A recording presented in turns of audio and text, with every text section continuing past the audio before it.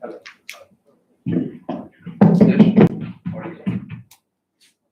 Hello. Hello. Hello. Hello.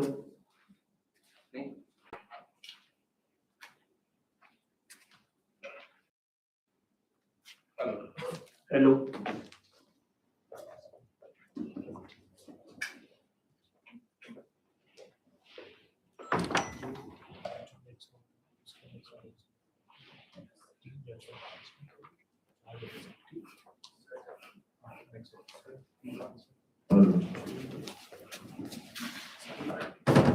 Hello. Hello. Hello.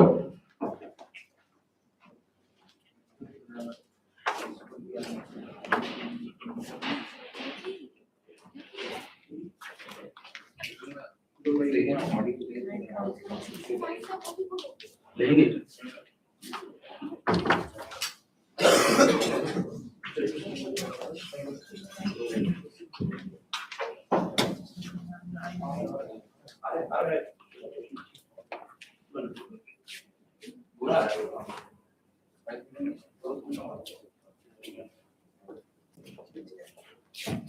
Hello.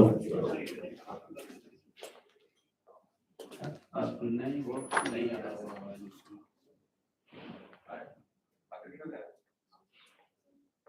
Hello hello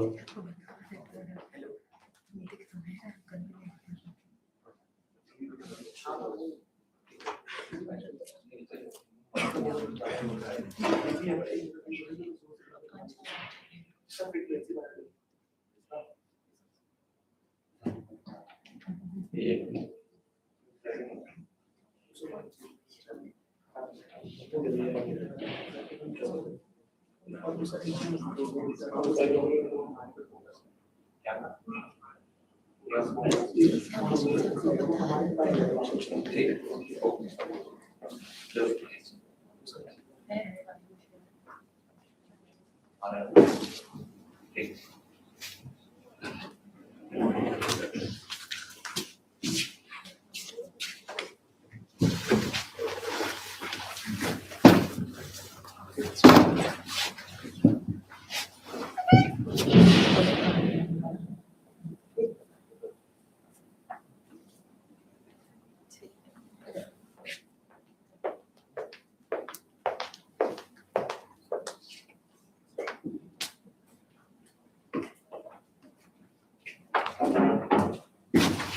Good morning to the respected judges and participants.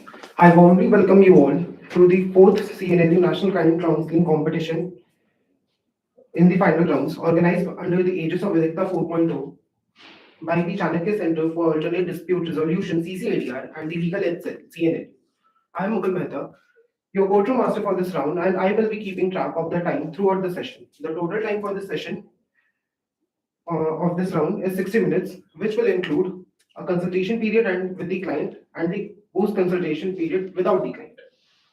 The time reminders will be provided at a regular time intervals at 30, 20, 10 minutes during the consultation period and 15, 10, and 5 minutes during the post-consultation period. I would request the judges to refrain from asking questions during the consultation period and to observe the participants' performance for the time being. If the participants are ready, and with the permission of judges, we may begin the round. Thank you.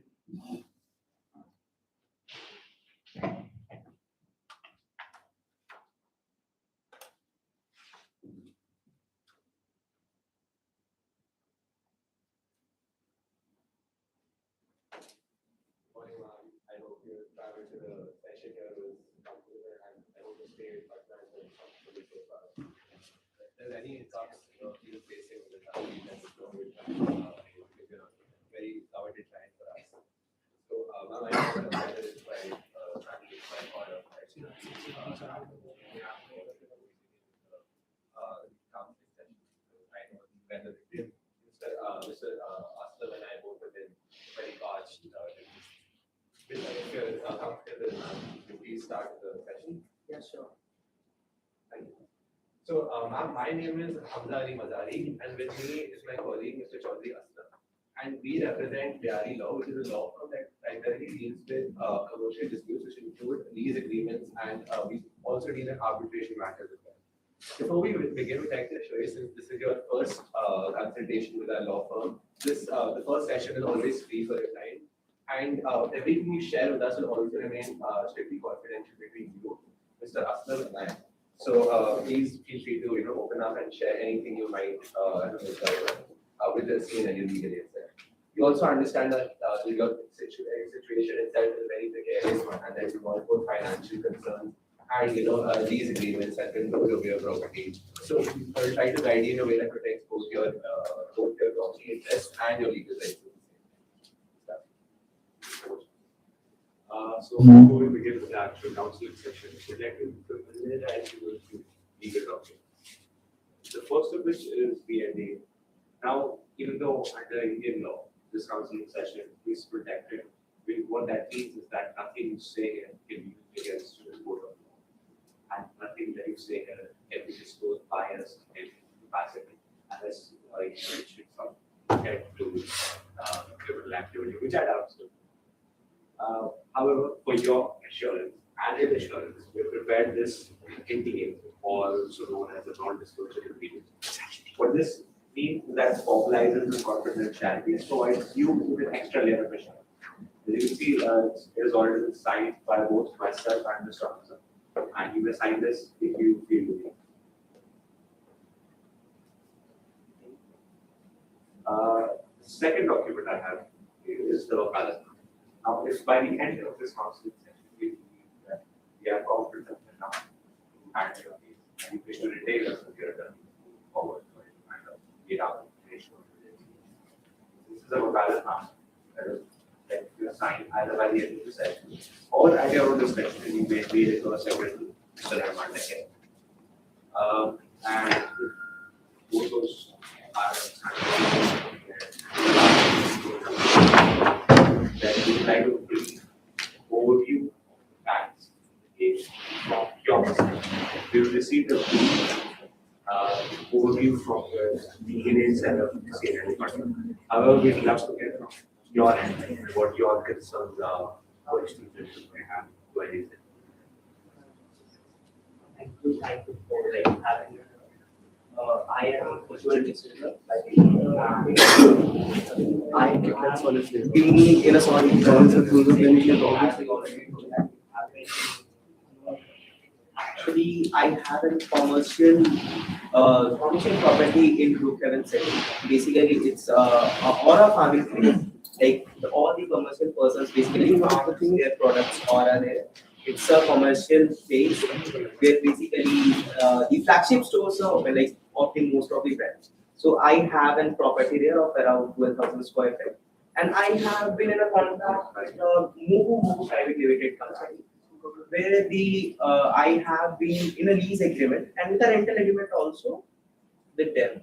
Basically, the agreement was as in like they will be giving a monthly rent, and there was also a clause that they will be providing 8% gross revenue of this to mine. So everything was like going smoothly. I was getting a lot of money because that was almost legacy. So it's around I think mid 2020. Actually, there is one point also. They rented their property, which was my property. They rented the property to some third party also. Yeah, and that was something like. So they rented it to third party, and in mid 2020, the problem were like arising. A lot of problems were arising. They were basically manipulating their revenue. I was getting less pay, and they were manipulating as in so the gross revenue does not count the discount or any of the like some sort of thing. The discount doesn't count in it or any offer which we goes. That was not in the gross revenue. And then I sent basically the monthly revenue or the monthly rent which I was getting was also reduced. I sent them a notice in like late 2024. And the notice, basically they were exchanging notices to me. Like I was sending them, they were sending me. I was sending them, they were sending. That was a sort of play. I don't know why. I told him, you just can make it the place, as the place is very precious for me. I will do some other. But there was this one clause in the agreement that I cannot because they said it is beyond the cost of the item. But I also know the agreement says that the civil code will be the property and the business. That was the resource movement. And the main concern was like the third party. They were like entering property. They were still being in a good way. Okay, so they were doing it. So they put in reason only that I am not maintaining the property. I don't know why this was happening right now. Like I have rented property in a goodwill to them to farm their products or like the place you also know. So it's been a long around like 20 was a time. Any of the money which has not been given to me. And you know, if the place is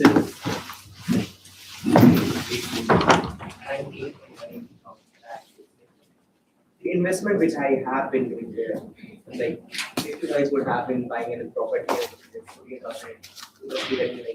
no, I want the actual price of it. And they have been like doing manipulating the place, the gross revenues and all the money which has not been given to them. And I have been literally from if you ask from my perspective, like this is very something which should not be done. Like it is, and there is some points also like the size to tell you. The didn't you know that the place was 12,000 square feet? It's really big. It's really big. It's completely big. So somebody so yeah, so like 20 minutes, it's been around. I didn't hear to regarding that because they are also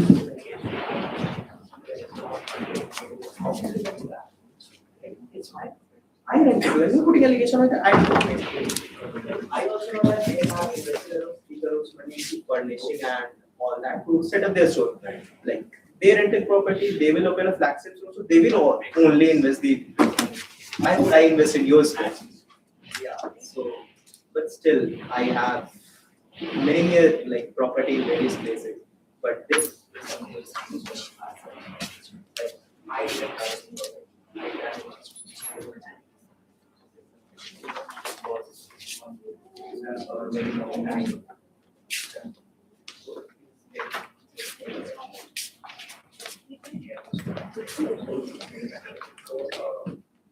Sorry, I just a quick clarification because we were, we thought we would be kind of here and we did it. Really sorry that we got her. she's my wife. Oh, she did. Yeah, okay, okay. So we were told that she would be coming in your office. So really sorry. Yeah, sure. Sure. So, Mr. D'Souza, just one more thing. You told us that the company which you engaged out your property to was Mogo Private Limited. However, what we were briefed by the CNLU legal aid cell was that the company's name was directly So there is sort of connection also which I got on that. In the agreement also they said we have like trademark in it's your sister's company which was working on that. So it's basically the same company you say yeah. understood. All right. So, so that just like we move on to provide you certain solution and discuss the legal options with you. We like to just get on the same page so that we can discuss in a more efficient and efficient manner. So, what you told us that you entered into a long-term lease in your shop at Brookhaven, which is a 12,000 square feet property, right? And you entered into a lease agreement with Zenith Retail Ventures, or they also go by the name of Mogo Private. Then they also entered into a third party, with some license to a third party. That's what you told us. And your tenant also began defaulting on payments, and you also disputed revenue capitation. So you there was a monthly rent component. Along with it, there was an 8% gross revenue component. And you have also issued a notice in, I believe, 2023. After there was a front and back and forth of notices going around between you and the company. That's understandable. But the tenant has, I believe, not indicated so far. No, okay, understood. So I think that that puts me and Mr. Asta on the same page. So is there anything else specific you would like us to know? There is one information. The lease agreement was of 2 years. 12 bills, understood. Right, certainly that. Alright, so, Mr. Asmi, So, this is not possible. With a brief overview of the facts that CNLU and the additional facts we have to do. We will need some documents from your end in order to prepare a concrete legal strategy moving forward. Since we do not have the documents right now, firsthand, we cannot review the exact terms of the contract and these agreements. We cannot give you the exact conflict of the strategy. That is why we request that at your earliest convenience, you send us a copy of those documents. At the end of the session, our secretary will make a list of those documents to you, so that we can look them over and be absolutely certain that by everything. Because we literally do the best possible. Yeah, my wife will send all. Sure. That I was sure. This particular video,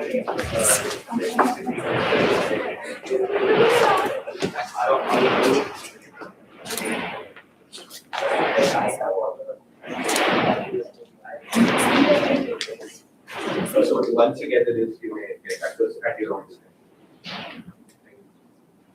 So, let us so that we move on to the definition. I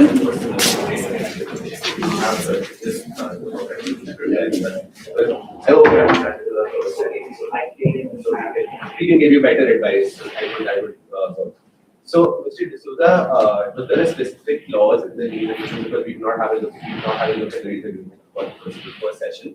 So, does the lease agreement specifically have any laws to restrict the company from some licensing without restrict some licensing at all, or did it require consent before some any clause in the lease agreement pertaining to some licensing? There was no as such clause regarding the licensing in the third party. I remember there was a clause like to this regarding the vacate of the place, like if some dispute arises, which I just told you that it will be legally civil court and all. But if I also I will surely take it. Sure. So we'd like to know whether you receive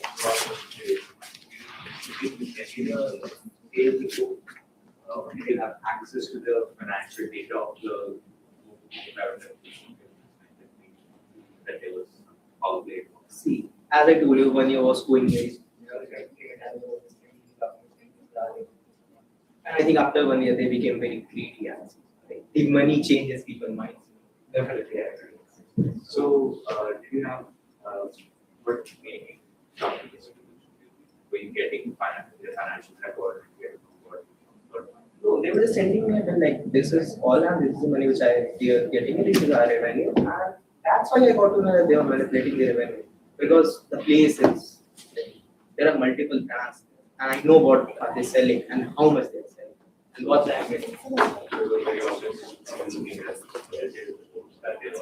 They will drop suddenly, like after 1 year they still drops. Like how can It's prime real estate.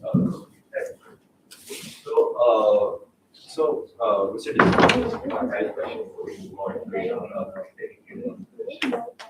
So because we have not had a look again at the lease agreement, so we just like to ask you before we move forward, how is gross defined in the lease agreement towards sales and discounts were they included, and any sales monthly or I don't have the recognized. I am not aware of this. Okay, so I think we can have a look. We'll be able to advise you better once we have a look at the agreement. That's no worries. And just one final question: how significant are the outstanding dues? Could you maybe attach a monetary value of the outstanding dues in the bank document?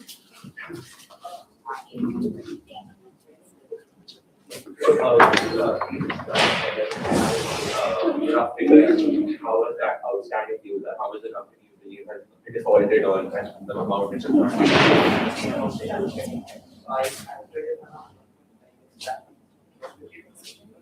Oh, that's so. That's a lot. That's a lot. That's a lot.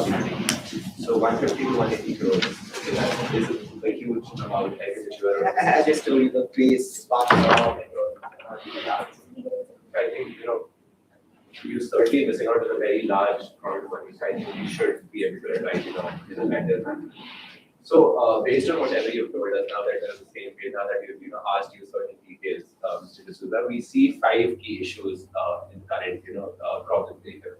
Is, the whether, so the party and the company have been disputing that the termination of leave is not valid. However, you told us that if any dispute arises, they will have to vacate the permit. It's going to be paid to the civil code and Understood, okay, so that clears everything out.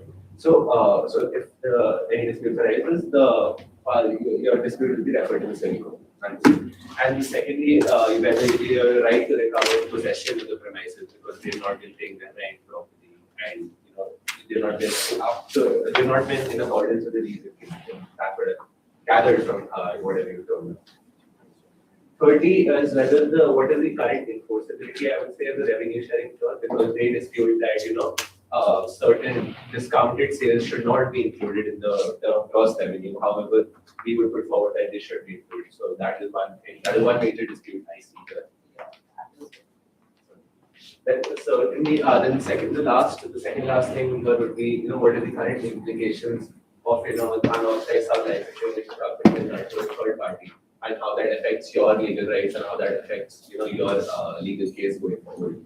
If, we're on the same page. Yeah. And I think the last year, but the most important thing, because you told us that disputes should be referred to the civil court, but I believe so what CNLU legal aids and also told us, gave us a brief overview. They said that there was an arbitration clause also in the lease agreement. like the right direction, we are not aware. I'm not remembering that. Understood, I think. Like, Yeah. So will we give advice whether or not there was an arbitration, but not to worry, so I think. Certain is an expectation. So I think once we give you a complete legal advice, however, obviously, we're not giving a definitive legal advice. I hope you can understand because you don't have to give it document. We can give you certain, solutions, certain suggested solutions. So what we have now is explaining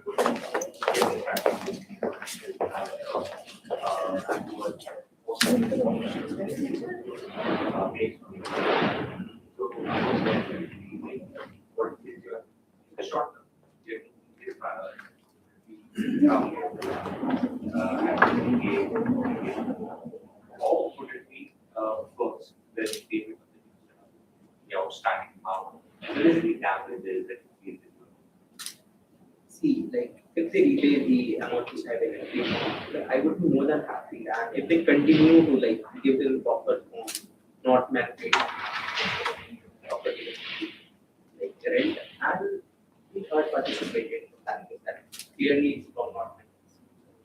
So, if it's the third party should give that. be very much to insofar as they go back to think established and The thing that I believe is money is what money is. So like if I'm getting back money and they are continuing paying me money, so I'm happy with it. sure. That is absolutely understanding this. Thank you. So if the come to the validity of the operation.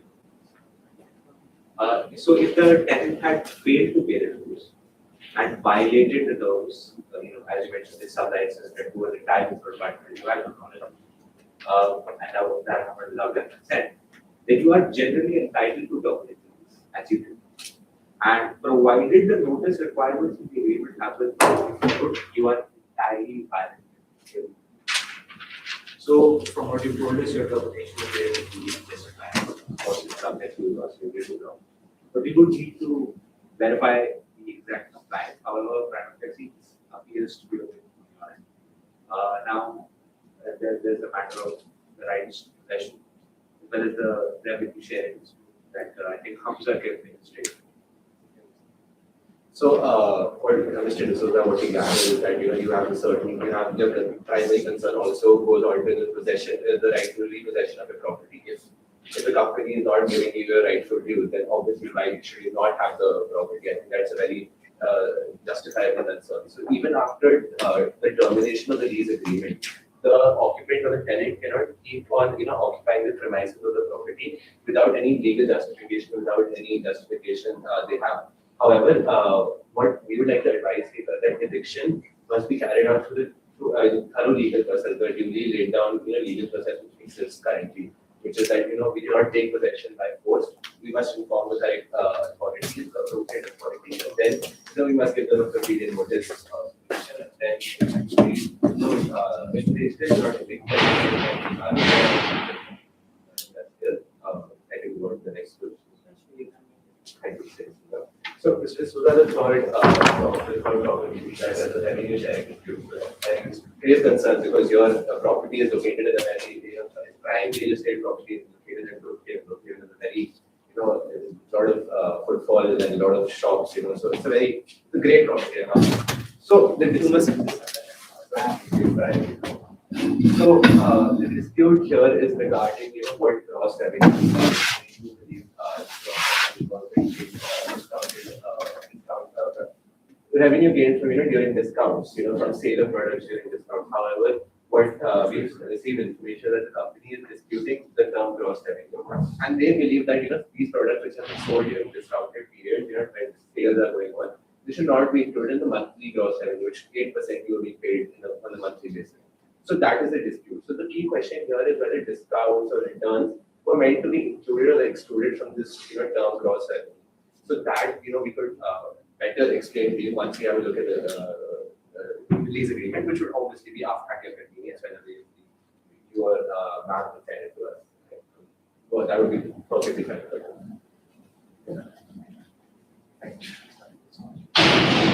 Now circling back to the sub-license. So if the tenant had sub-license part without a concern, there is a serious breach of the lease. Testify without your previous this independently has a third action by be a breach of the and tenant can justify closing. And so this is yet another angle which problem.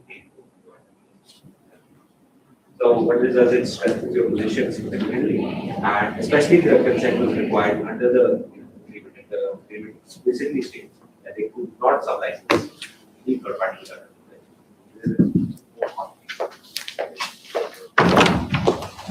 Now that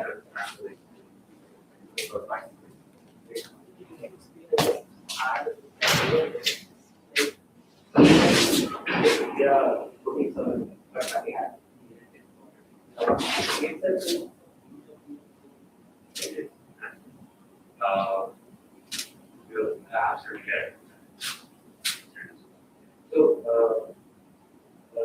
good part is that brand maintains rights. But these rights depend entirely on the tenant. So, nothing can happen without the consent from the tenant to sublet. Nothing can happen by them on your land, without your consent. So that was not granted under the lease agreement. Then this position is lacking, and you will be your absolute right to dispute. There was this one situation when I was sending notices to them. They were sending it back, and they were just talking about, no, you cannot just vacate. This is laws. I have seen you are doing wrong, like renting a property to a third party. And there was one thing, third party also claimed that. Oh, so the third party was also Like very no, he was basically the third party was saying like where were my rights? I was rented in a wrong way. Where I will go. Right. That was something they which were was demanding happening. that of you. No, that was from through them. Like, Oh, yeah. Right. So so Mr. D'Souza, I don't think that's significant concern for you because you in your own entire legally justified to vacate the tenant, and the tenant is unlawfully, as because it was not a part of the lease agreement, gathered from you. They've unlawfully subletted to a third party. So the third party will directly, if they make any legal statement, that would be I would not lead to any legal implications for you. So I don't think that needs to be there's no concern for that. So just one question before we give you certain suggestions, certain remedies here. Is that would you be open to a negotiated approach here? Because I understand that an extensive legal dispute can go on to maybe hamper the time you have with the property, and it also attracts a lot of litigation costs. Right? So would you be open to all of that? I look for a compromise and money is very much important. Like when you negotiate, the money which I will get back. So negotiation, how negotiation essentially works, Mr. D'Souza, is that we have to give some, but we also give some. But what the benefit here of negotiation is that it's an out of court settlement, So it has the same legal standing as a judgment is given in the traditional civil courts. However, what it also benefits are that it is a quicker resolution, speedy resolution, and it also leads to lesser litigation costs. You don't have to pay so much by fighting the case. You have to pay lesser legal fees because you will be spending lesser time. So that is completely up to you. So you may notify us after what you would like to proceed. Will you propose one is just taken one and over? Okay, that's the option that you wish to explain. It is our recommendation in this moment because we do sense that you do wish original agreement to the point then you are comfortable in partnership. Yeah, I am as I do. Right. If I get that given, I'm happy with it. So see, that's why I think that negotiation might be a viable option for you.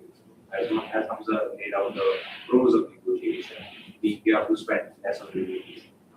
We miss out when you spend your legal fees, but we want obviously first less fee.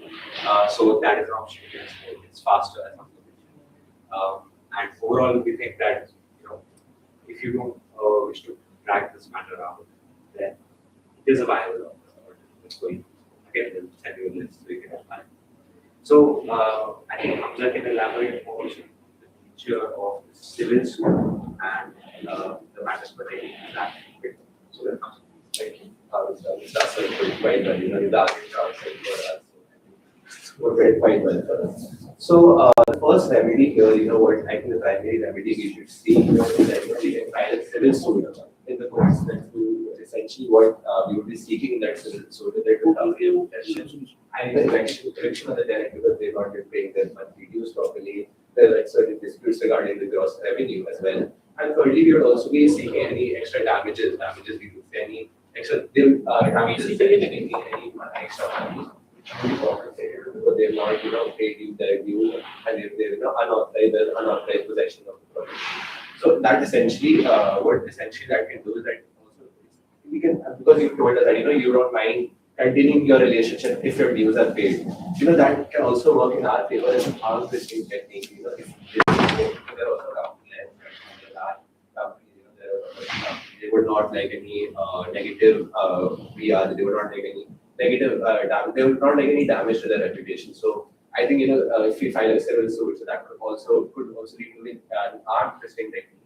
And that could also go on, them maybe going on to pay their dues, whatever they owe you, and then furthermore, then going on to pay their monthly rent in a proper manner with the gross revenue, everything taken care of. So I think that sounds.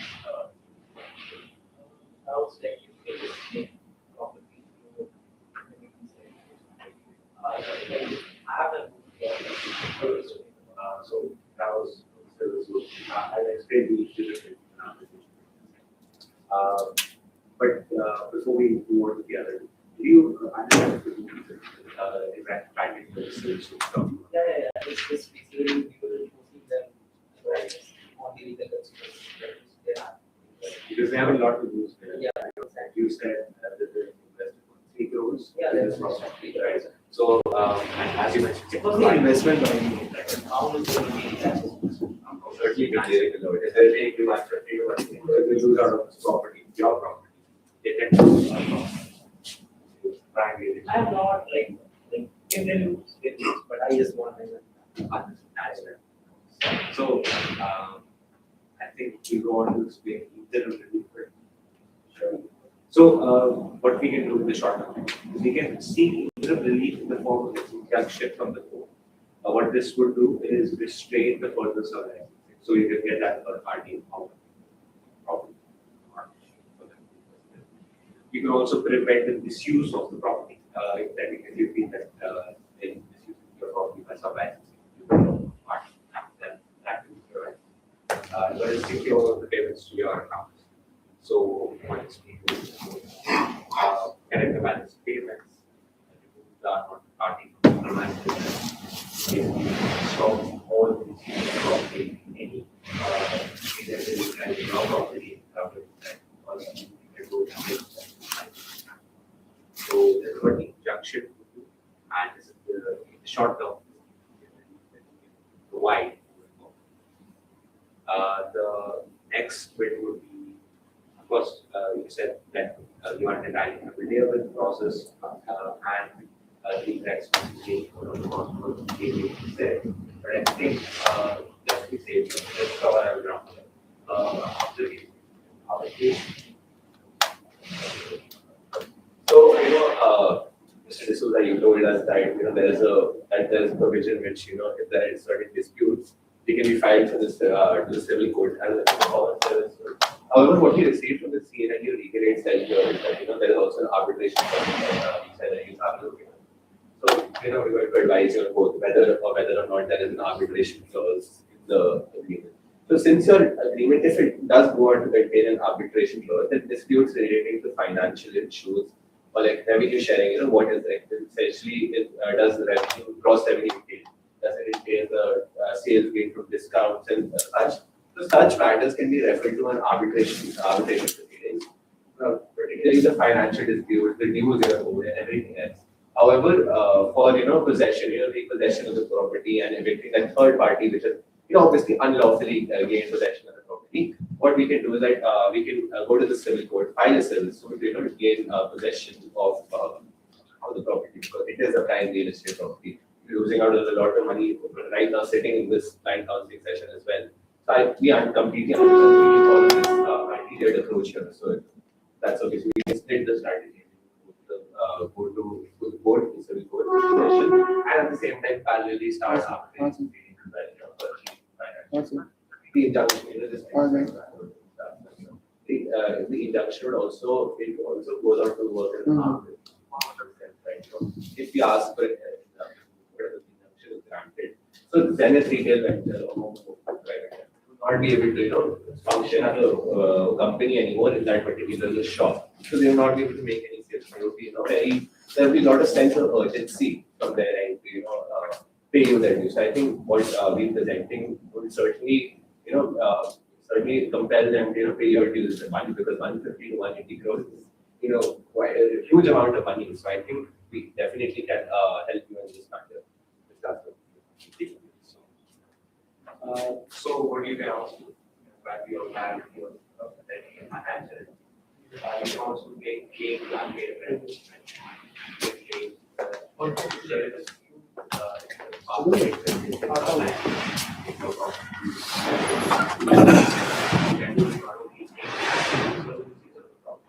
you can also ask for sharing with them, I think we're getting more money, right? Oh, damn, that is a good thing. You understand that is very lucrative. Yeah. So you also know, if I be getting more, that would be good. So we try to take more damage other than I will be getting my unpaid dues, Sorry, right? if you right, we try our best, because we not have to again subject to but if from your relation to tax, it is indeed in violation of the subject agreement, then it will certainly be getting your sum. Right. I So I think now I would like to explain doubts that you have regarding the agreement. Would you like us to go into more detail about this? I believe the negotiation. I was really the part, right? And it's more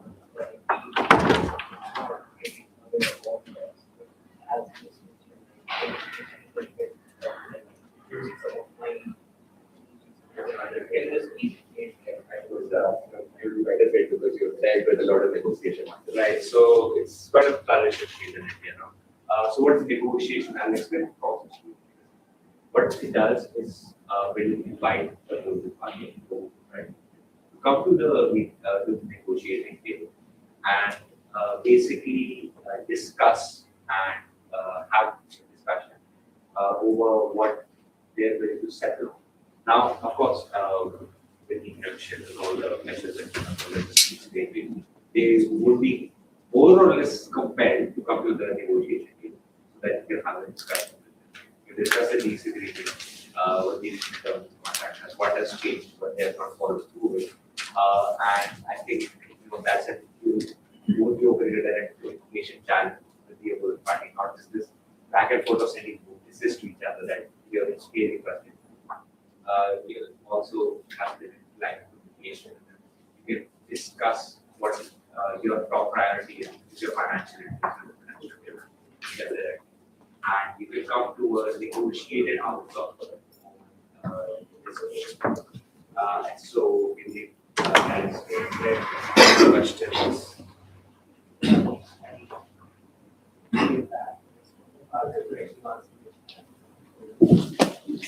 So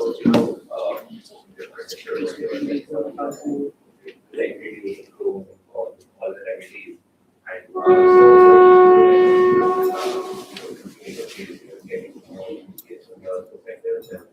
what we would recommend is very structured, multi-layered approach. Initiate a civil suit, like we would going to the civil court. So we would initiate a civil suit for recovery of possession for the civil courts. So that would give you your possession, the property back, right? Real estate first. I think that is completely understandable. Secondly, at the same time, parallelly we can go and hold arbitration proceedings for the financial disputes.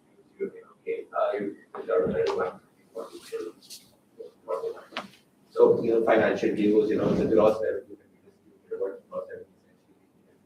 And at the same time, we can open, sort of these two techniques would go on to help our third approach, which would be a negotiated settlement that involves an arm twisting technique to go on for a negotiation and, go on to seek a more, seek better, better resolution for you and also seek an injunction to stop them from using the property. That will definitely lead to gain from that and get them to negotiation at the same time. So, if you have any questions, you can please ask.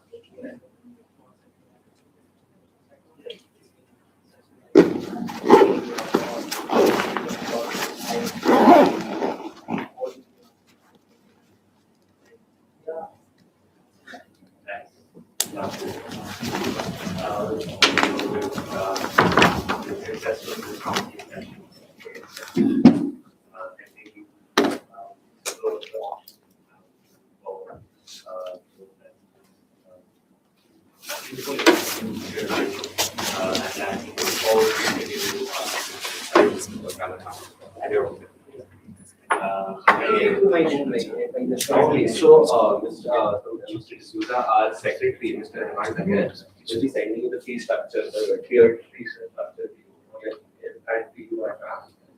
And you may say, you may take this memo, you may also take the pros and cons list, okay? You can want to weigh legal decisions and to decide whether you want us to, recommend, want to retain us as your counsels for further sessions or for further disputes. So please take that over, please have a look at it. And at your own discretion, whenever you feel the time is right, you may send it over to our secretary. Mr. Dakat will be contacting you for the same. So, if there's nothing, I think we can put an end to this session. Thank you, Mr. D'Souza. Sometimes we say Brooklyn's again, with most you admit the. Definitely, we'll be looking forward to that. Thank you. Thank you so much.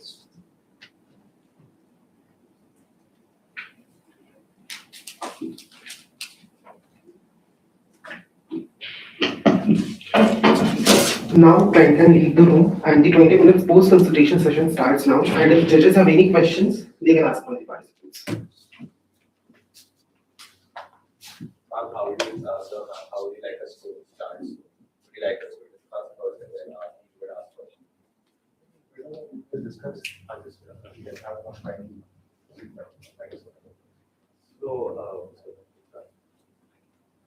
So I believe it was better to get the narration of the client.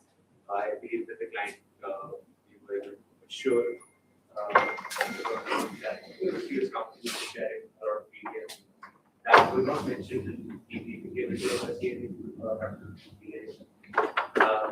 Mentioned that amount that we use outside amount that was not mentioned. The area of the land and timeline of the donating to future road that was mentioned. It was mentioned in the debrief, but I think you mentioning the fact of how lucrative it was for them. Really put it into perspective how valuable the property is for both parties. I would add on. So I think, so like my co-counsel said that, we also, the client also mentioned certain details which were not present, like, he told us that the company is a sublet of, the Mogu Mogu Private Limited is a sublet of Retail Venture, and that they're involved in Aura farming. So I think all of that information was, it really helped us.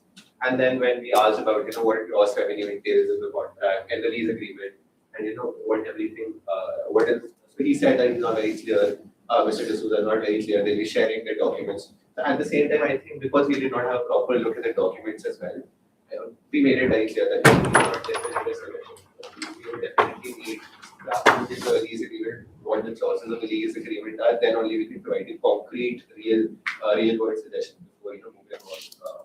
And I think it's it is understandable why Mr. D'Souza would not share the documents in the very first session because essentially was a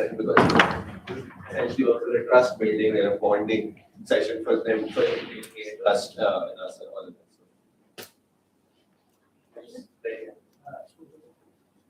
We discussed what are the goals, what are the goals against.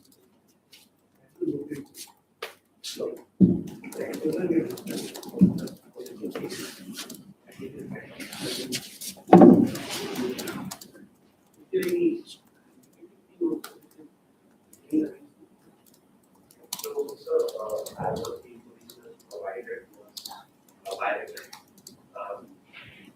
We gave them same relationship violence, very copy of their amount. And also what they were having to see that was the price of the plan. The client did mention a bit about their ability to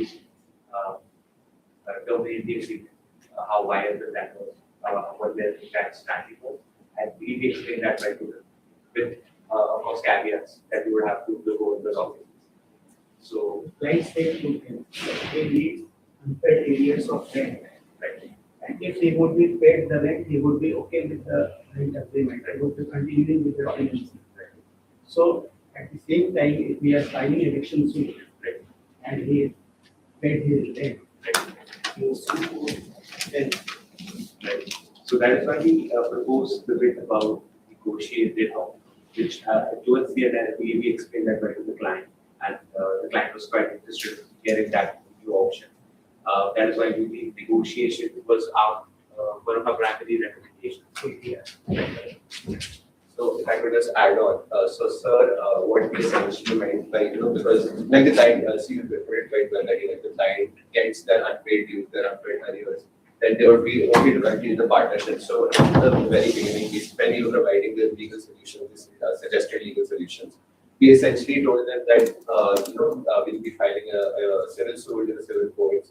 And that can also work on an arm twisting technique, because we've seen in real world scenarios that, because it's again, a large company, with they've that goes on to damage their own company reputation. So we can use these techniques as arm twisting, which would essentially, maybe lead them to either come to negotiation or maybe actually want to pay their dues to avoid, this media scrutiny, what we call in the real world. So I think that is what we said. Coming to the negative, we can, giving the cons to the client, what they have done. So of course, the solutions, the legal position, everything was very, based on the scenario that what it did in the itself. And secondly, what the client, we do not have any records of payment, but we do not have it with us. We do not have any documentary proof. So we, I think time and again, me and my co-consultants. You should have delved a little more into that. When you're saying the owner has, the company has alleged that the owner is failed to maintain the common facilities. Because that's something that's a demerit on his part. Those are shortcomings on his part, which obligations which he was supposed to maintain the common facilities. I felt that, I mean, you did pick it up in between, but you should have asked more because that's something you need to rebut. Because once the company will take that up in their application, that's something which, which I felt you should have asked more. And you had a very dramatic and very greedy client. Like, it was just very dramatic. One more thing, I think that's more feedback though.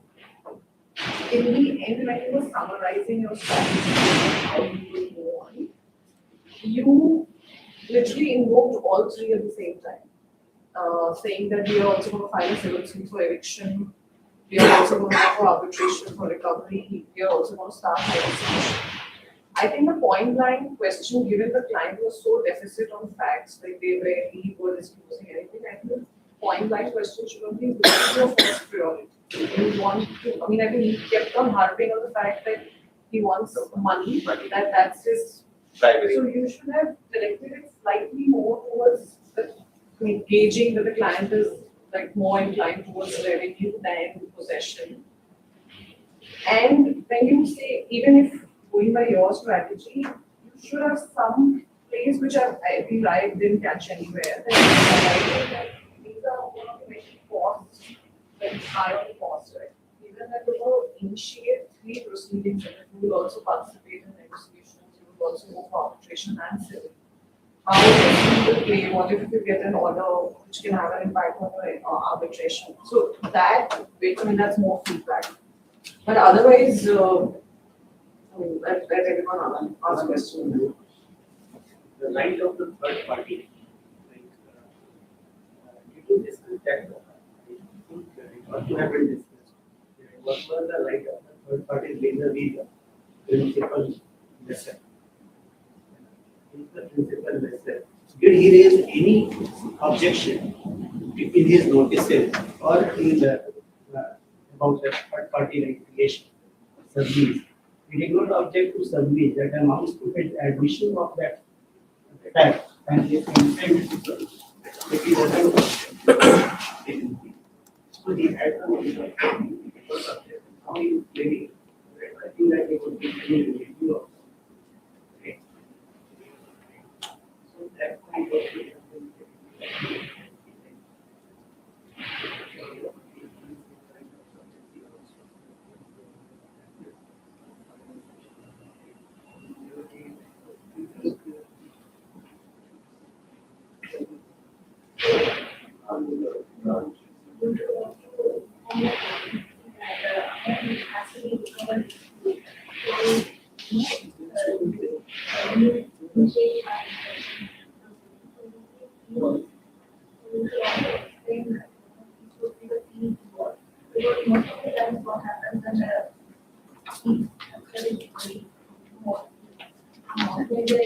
Usually trying to say first let's negotiate, try to negotiate and see if we can come for an agreement.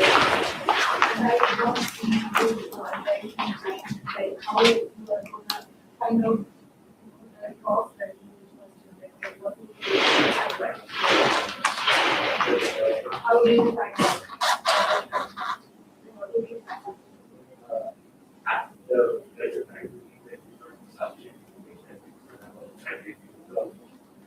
We kept on mentioning to the client, the cabinet that we speak to, we would have to look over the document. That is why we not more exactly hear about arbitration as well. The client is very familiar with that he brought it up.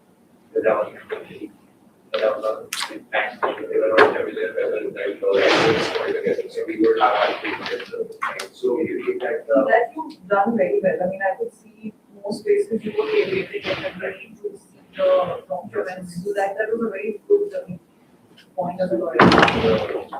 first to manage, it was better for us to discuss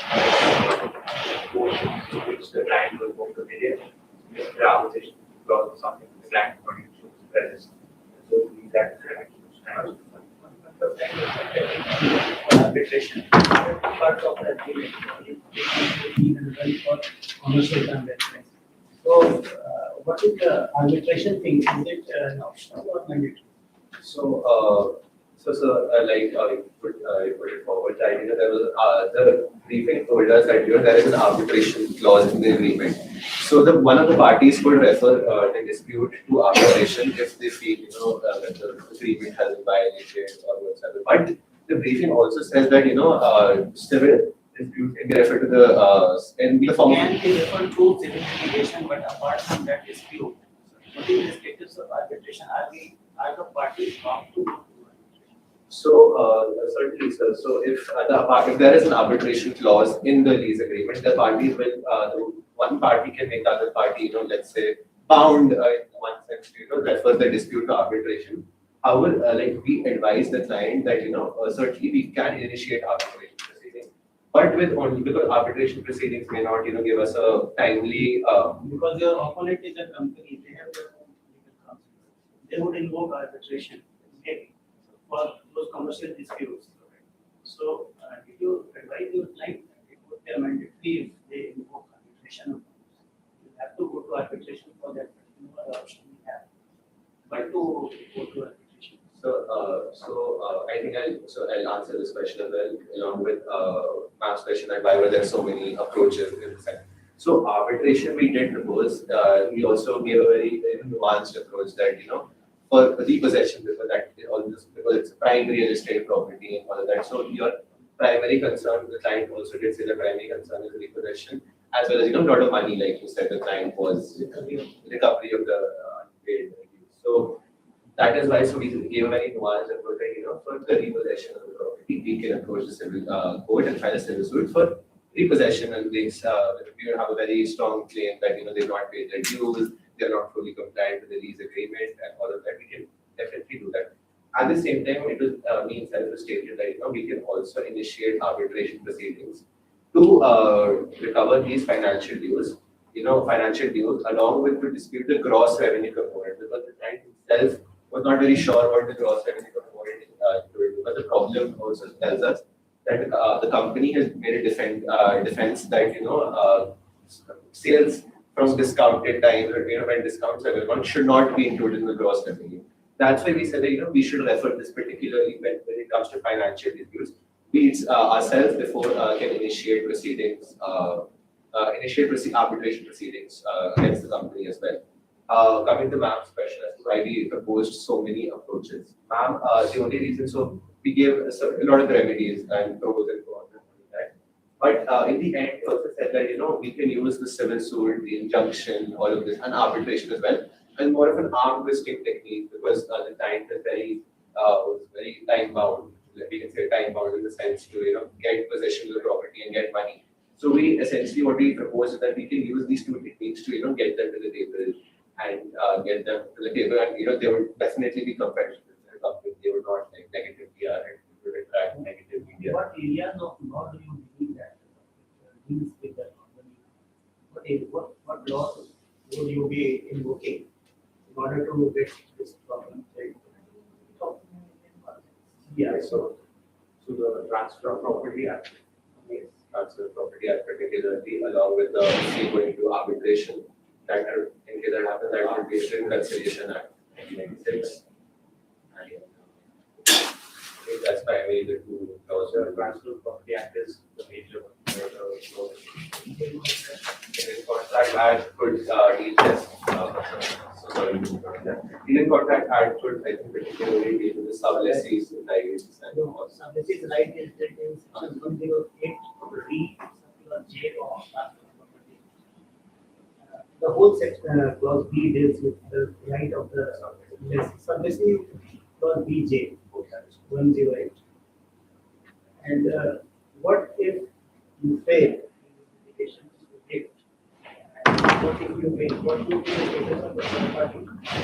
Also, sorry, I didn't get the The question. sub-lessee status, if you win this case, what would be the status of Sublessee, because the sublessee is not, so we also have the question about, if there are clause which maybe allows or which prohibits, or say, sub-licensing or sub-leasing the, okay, property. not object. So the client was not sure, like they said, what they said is that I'm not very sure, my wife will be sending you. Do you believe have you gone through commercial? What does that? So we did say that, if third party is not made agreement, is not included in the lease agreement with you, then certainly we are not to be affected by their legal rights. They cannot make, there are not legal implications for our land. One thing I think you missed out is to ask whether the lease agreement was registered or not, because it was 12 years. If it is not registered, then they won't know the rights will be. What is the this I did mention? When I was going over this document, I did mention they had the lease agreement, the registration details, as well That should as. be the first question. Okay. So I think we could have gone into a bit more. So when I asked that from the question initially, the client had with that saying that they would send over the list data. So that told us that the client was not entirely sure about the nature of it right now, or that the client's wife was not possession of the documents who sent it to them. So we did not proceed with that line of whether the client would not be able to provide us with that. What's the principal need? It's terminated. What is the status of the sub-lease? I think we've done very, not gone into them. It dies automatically. As you said, 100 it was right, but It's part of the business. Is something that you can look at it, and the product that you get it, and the case, others, so Okay. there is this sort of.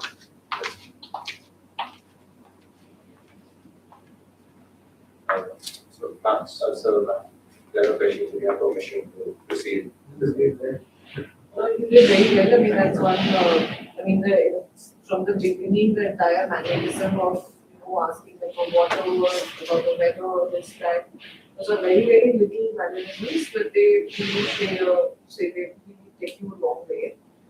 And even I was confused when he said Mogo, Mogo, I was like, where is that written? So that's a very good thing you clarified immediately. Is capacity, that is he coming as a client or as a relative of the client? So those are the things, and generally you did structure it pretty well. Like you were always on track, kind of language, everything was very professional. I really like the idea because my entire issue with this is was that you don't have the document. So each time you would tell them something slightly concrete, you would immediately caveat it, saying that, this is subject to our review of the document. So that was like interesting. And yeah, otherwise you guys were really good. These are a couple of points which I had. I want to add on, we were also, so in the problem statement, we had, that it was, this is Elena D'Souza, Yeah. Miss Elena D'Souza who will be coming. So that is why, we initially said ma'am. Role But may then, change. but then later he said Mr. Ujjwal D'Souza. So, but in our preliminary round also, there was a lady client who acted as a male student. That's why we felt it was wrong The to plan was assume. very dramatic. I think it's encouraged, that's why we just called him ma'am in the. it was also part of That's very impressive. For a secretarial team you have who does like all requisition list, everything. No, but you guys did very Yeah, well. you guys did very good, but one thing I want to suggest is, instead of handing over Bangalatnama in the first instance, first what you should do is discuss and gain the trust of the client. And once you verify the documents, everything, then you can also explain the chances of winning. Like, because see, it's not every case is 100%. So you should tell like Yes. there is a chance that we have a very good case, but at the end it would be at the discretion of the court based on the evidence which we produce. So- And Vakalatnama, after that you have to discuss about the e-proposal. Yes. Only once it is approved, then you can give the Yes. Vakalatnama. So just a question to that. So we only did that, maybe in, let's say, if the client signs the wakalatnama, then they would be more ready to give us certain information and they will be ready to give us the documents. That's when not how it usually Yeah, works, that's it's the I- other way I around. Yeah. understand. But That's- because- Otherwise, last client will formal. think that you are very desperate to get the It's case. like we're just reading down Yeah. the neck. Everybody. Please appoint us something now. I think that Keep that in mind. No, but otherwise, very well done. The time off. Yeah. I have some feedback. So sorry. Feedback. First thing is that, guys were good to start with. You had a very courteous behavior towards the client, and it continued through and through. That is a good thing. And, there are client as well. Right? And subsequently, you realize that, okay, he's mentioned his name. If you would have asked his name in the starting, then you wouldn't have this confusion. Right? So that is one. Second is that, so it's a good thing that you keep referring to the fact sheet, right? The entire essence of the client counseling is that you have to prompt him to say those things. You do not start with the assumption that, okay, I know this, I know you have a property dispute. You can't start with that, right? Like, that what is the point of this interaction? That you have to prompt him, that he tells you that, okay, this is what is the issue, right? Let him explain. And you gave way too much airtime to the client, which is fine. But then it has to be like, you have to set the rules.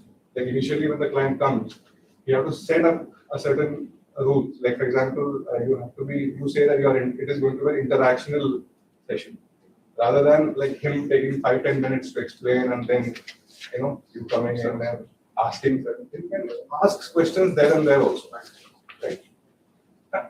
Then, yes, he definitely threw certain curveballs at you because he said Magu, just to put you off. And you guys somehow managed to stay on course. So that's a positive thing, good thing. You could bring it up and try to link it up with the fact sheet. And one very interesting thing is that you made them sign the Vakalatnama and the NDA. So normally these, I think, are trust building exercises. So you did that and something which is not part of the mandate.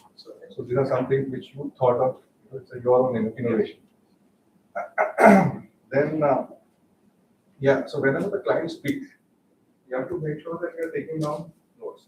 Just because I know for 1 month you have been reading the same problem, yes. So you're already, well aware with everything, but whenever they are speaking to you, it is that moment. So just take it the facts. One critical fact which he did not mention was third-party license. He did not mention, yes, you brought it up. We brought it up, it was to give time to the client to address the facts on their own. So, No, that's right. So I am saying that you could have prompted him. Okay.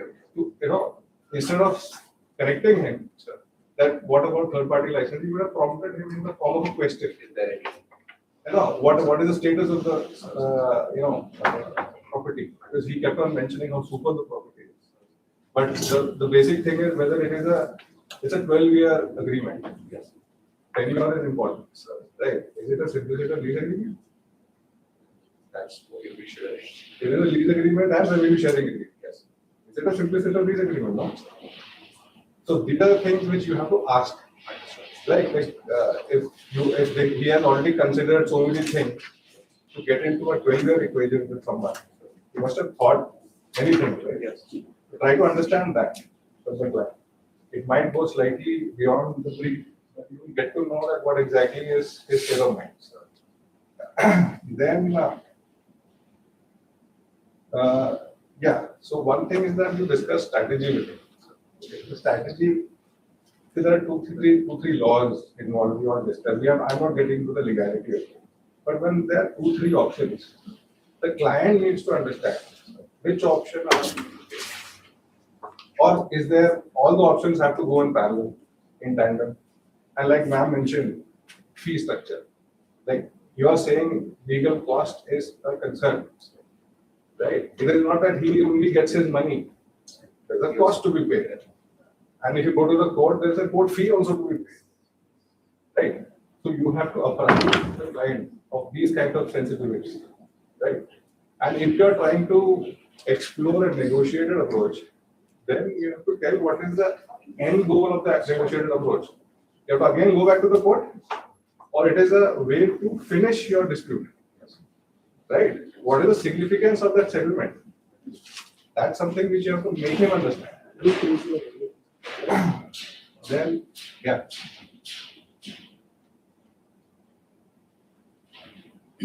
Okay, so one good thing which I noted was that whenever you gave a suggestion, you check with the client whether he has understood or not. Right? It is always important. Whenever you might say various things, but you have to understand whether you're making sense to the other person. If you are a lawyer, he is not. Right? That is very important. Now, gross revenue. I understand it's a technical thing, but then see, they are mentioning that there is under-reporting in the fact sheet, right? Okay. They have also mentioned that there is sub-licensing. Now, imagine if the sub-licensee is paying to this company, will it be reported as income? Or will it be reported as license fee? So automatically it is not income. It is not sales income, right? So yeah, so I'm saying that, these are certain assumptions, certain things which you can ask the client, if not directly deduce it from the problems. Then, yeah, again, third party, that issue is there, that what exactly is the role of third party? How long, is the third party being in possession? You have mentioned, in the fact sheet it is mentioned that a legal notice was set, right? That legal notice was sent for what? For curing a certain defect. It was not for ending the contract, right? You could have asked that who was the lawyer then, right? So has he already had some advice and then pitch yourself as a person who can give you better advice? Okay. So reaffirmation of strategy at each point is good, but again, multiplicity of options, you have to tell them, he wants clarity. I will do this also, I will do that also. It's just clarity. And one again, the highlight was that you had quite a caveat at each point, right? So it's good that you give a final note of what exactly you want to do, but then broader strategy, broader facts has to align. So yeah, overall, I think if you guys did best, time management and everything was fine. But yes, these are the certain consider and try to improve.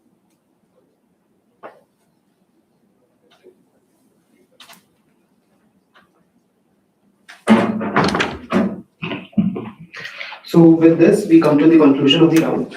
I extend my sincere gratitude to the respective judges for their time and thoughtful evaluation, and to the participants for their efforts and participation. May I kindly request the judges to please submit their score sheets.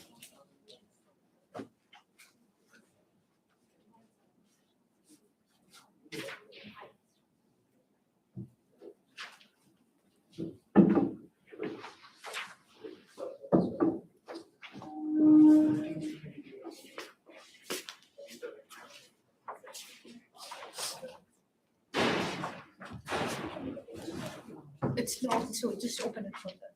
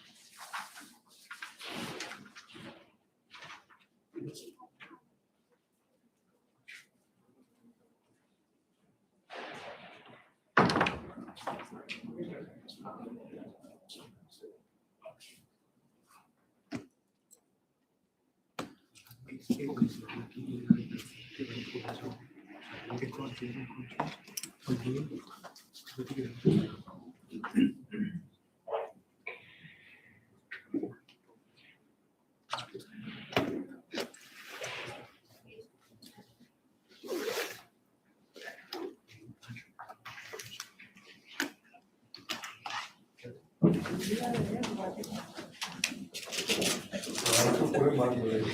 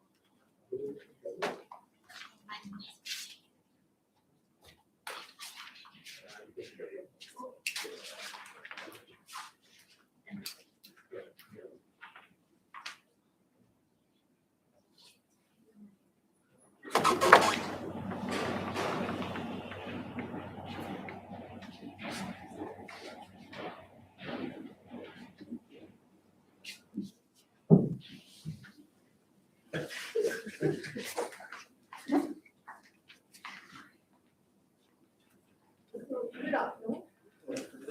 We like some water or something. Yeah, so it has been a long time. This one thing I think it's not started yet. What's important to plan?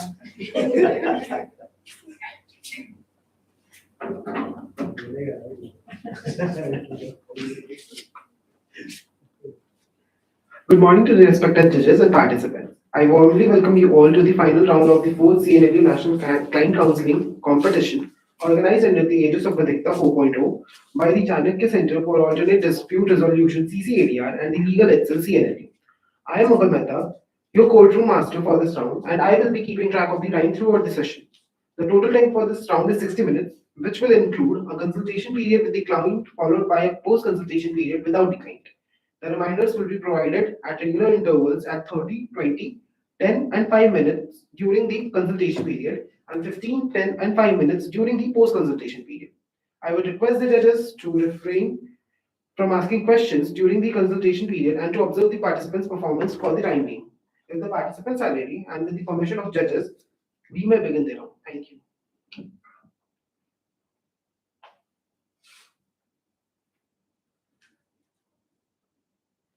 Good afternoon.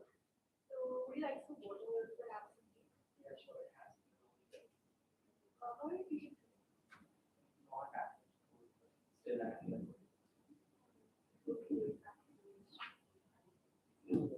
It's scary. So to begin with the introduction, my name is Anil Kaur and this is my co-counsel Vidhikta. So how would you like for us to address it? Actually, Anhar. You can call me Anhar, and my name is Sri. And we're both advocates here at the CNLU meeting session. I am Moon, Nataji Mogu, and you can call me. So we did find your secretary form, so we already have this understanding of the situation, but we will get to that later. So my council is going to brief you now on our details. So basically, we have the data, so every number that we can create is proposed. Because the management will be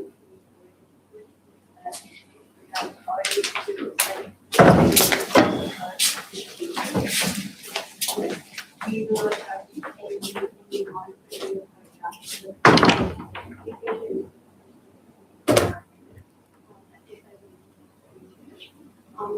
anything that's posted today is strictly confidential and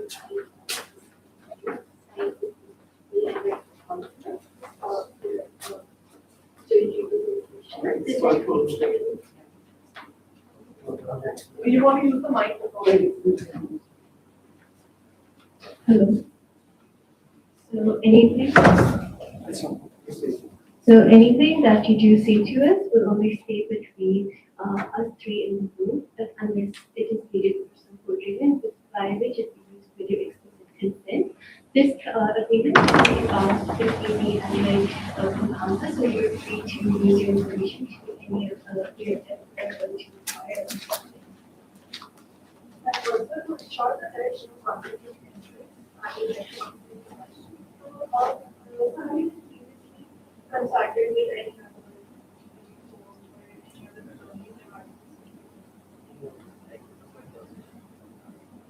and is there any chance that anyone of the related from the area who is updating like have a own council from our institution? I don't think so. Alright. So the way we will proceed with this is that first we will ask you for a brief explanation of what is happening. While you do that, we will make notes about some questions that come in our mind. After you're done explaining all that you know as per your understanding, we will ask you some questions, and based on the answers that you give us, we will try our best to come up with an appropriate legal remedy today. Now, does that sound like a viable plan to you? All right, so Mr. Coco, why don't you begin with the explanation of the situation today? Yeah, so the reason why I am here is because I lost a lot of money. Like due to this one company calculations and secret private limited.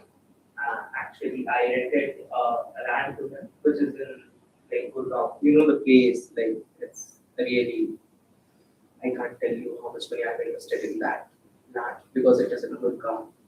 So basically, the land I rented to him, we had a lease agreement and a rental agreement.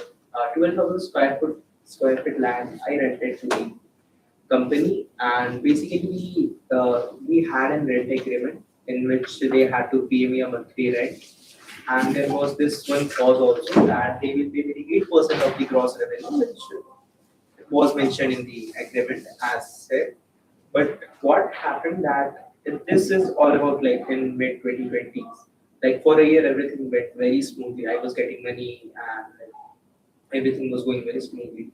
But what happened that around 2020, mid 2020, I would say, there was some sort of like they were not giving the money which has to be given to me like from the previous 1.5 year budget, which I'm getting. But I feel that they have been like distorting the gross revenue as they were seeing discounted products or any of the like offer products does not count in this gross revenue. That's how. And they haven't delayed the rent also, the monthly rent. And there is this one thing also. They rented the plot which I given to them. They rented the plot to a third party, which without my consent. I can clearly say without my consent that what has been done. And what the thing is, the place where the like property is, it is a commercial property, like a very huge place and a very like what I say, the plot which was of 12,000 square feet. They have invested 3 crore rupees for the furnishing and all the like expenses for making a flagship shop, basically. So what was happening with me that in the 2020, recently, the money which I was getting very low, really very low. And I just sort of sent it the notice. You just cannot distort your like bills and all, and just not giving my money to me. And there was this exchange of notices between us and the company that you are not maintaining the plot in itself, which is you are bounded with. And I remember there's this one arbitration clause in the agreement, and there's this one clause which said that if any dispute arises for the vacation or of the property or anything, that would refer to the civil court itself. So I remember that the company just sent me a notice that no, you cannot just vacate us and all. But the thing is, I want my money back, which I have been aggrieved upon. As you can see, like till 1 year, I was getting a lot of money. I'm telling you, it was a lot of money which they are giving as a rental and gross revenue. But how their revenue just get a certain loss, which cannot be happen like all of a sudden. They were just continuing distorted their bills and just saying me no, so this cannot be included in the gross revenue and all, which I'm currently aggrieved about. So I am here like to write this issue. All right, so we'll begin structure-wise. Let's start by the topic of revenue. Now, can you explain to me if there were any explicit definitions of this gross revenue in the agreement that you signed with them? See, there can't be a strict definition of gross revenue. Monthly sales can be done, can be done. No, I think I misunderstood my question. I meant the definition of what all is to be included in gross revenue, what isn't. Usually in such contracts where, that's understandable. When it comes to paying this gross 8% that they agreed to pay, were they providing you with any sort of proof, any access to financial audit, any sort of GST returns, things of that nature? They were just sending a bill to me like this is the revenue itself and this is the 8% of that revenue which I was like transferring to here, and that was which I was getting. And this bill, this was sort of like a financial audit. Kind of financial. Okay. And when did you start this in between the and was this something that happened rather abruptly or gradually? Like from the very beginning, they were just cutting the which I was like well Okay.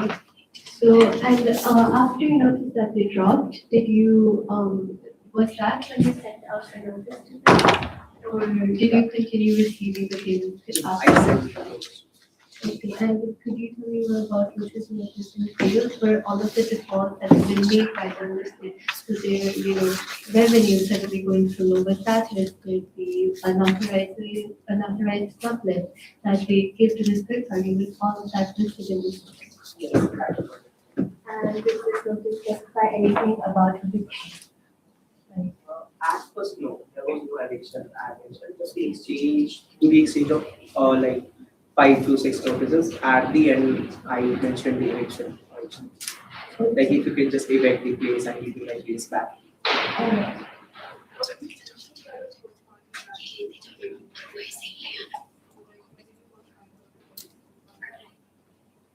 Actually, I used to visit like a lot because there is a lot of places which I have seen and through that I got it and they have it licensed the third party. And did you receive any sort of payments from this third party? So any part of their revenue or any fees that they may pay you for anything of any common area? No, but party was without yes, to cover it without and were there any particular clauses regarding that in the original agreement that you signed, that if the place is to be sublet, how a person should go about that? I cannot put any on that. We go clearly against my revenue. All right.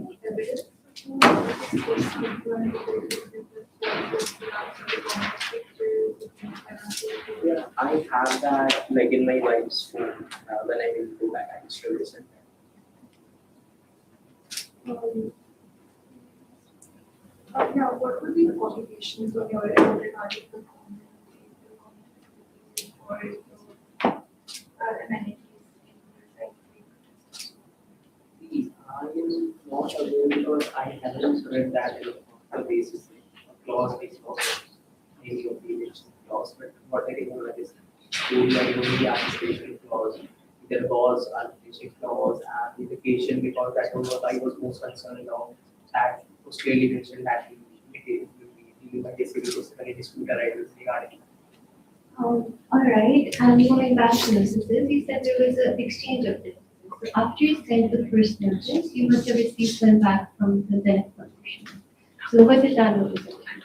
Basically, that was allegation only that I am not maintaining property itself, which was encountered, and I do, if I am bound to maintain the property, I have rented to them. So they were just sending it back to me. No, you cannot vacate the place. Like we won't be vacating this, not to the floor, and that should be to arbitration and anything else. And we are not doing any like disorder in the bill and all. That was already mentioned. With this distortion of the bills, do you have, besides speculation, do you have any other reason to believe, any sort of proof, any sort of objective criteria that will tell you that they are in fact manipulating this revenue and not that just their sales have gone down? What I can put at the place whether the shop is that is a place where a lot of people have to very sudden drop of the not something like predict. It's hard to predict it, like the place is very big area. There are multiple kinds of also and the footfall is in thousands. So a sudden drop of the But around 2020, the world was also, this revenue drop that happened between 2021 and 2022, right? Around that time, the world was also kind of dealing with COVID, right? So it is expected that a lot of businesses, their revenue tend to fall during that time because people weren't going outside. So how sure are you about that they are actually manipulating it? Because do you have any maybe recording cameras on the premises that we could use to see how much traction they saw versus the amount of revenue they perhaps reported? that you were but I think the revenue was high during that time. In 2020, tax salary dropped in 2022. So that was a bit of a concern. That's very understandable. And are there any other tenants that you are like leasing the land out to nearby who would be affected by the eviction of Zenith Corporation to any process? And what do you seek from like this today? Do you want your money back or do you want the Zenith company gone?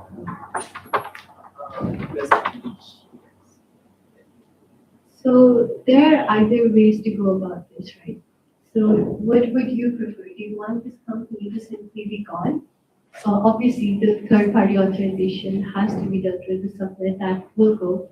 But for that, we also need to also affect the Zenith Corporation, or would you be open to negotiating with them to get your money back?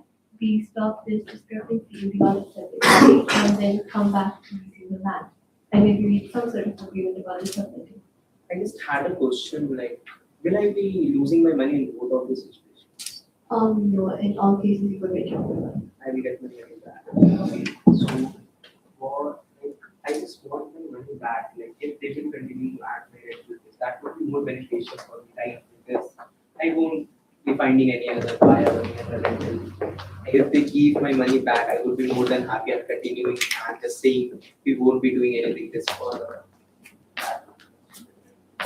So instead of talking about remedies, now to on to that. So would you rather than prefer to go for arbitration instead of civil courts? Civil courts cases tend to take a long amount of time to go through. We can, through CPC, apply for orders under specific provisions where we can ask for some injunctions about the immediate breach of contract and remedies for that. But we can also go for arbitration where we can first of all ask for the financial audits. So we will go to the arbitration or arbitrate tribunal after the first meeting and ask for the actual forensic audit to see if there's been any discrepancy.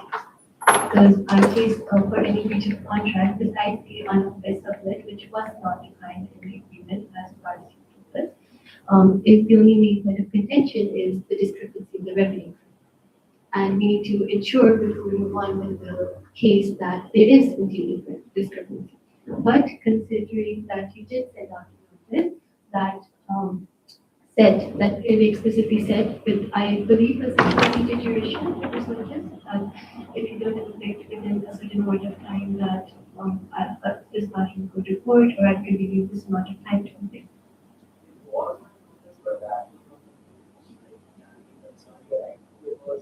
They were continuing the process of renting their shop.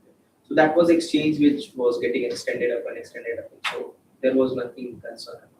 I just had a question, as you mentioned about that the arbitration, like that is, the word is mentioned in my agreement clause also, but I am not aware of what arbitration is. So arbitration is not like a court.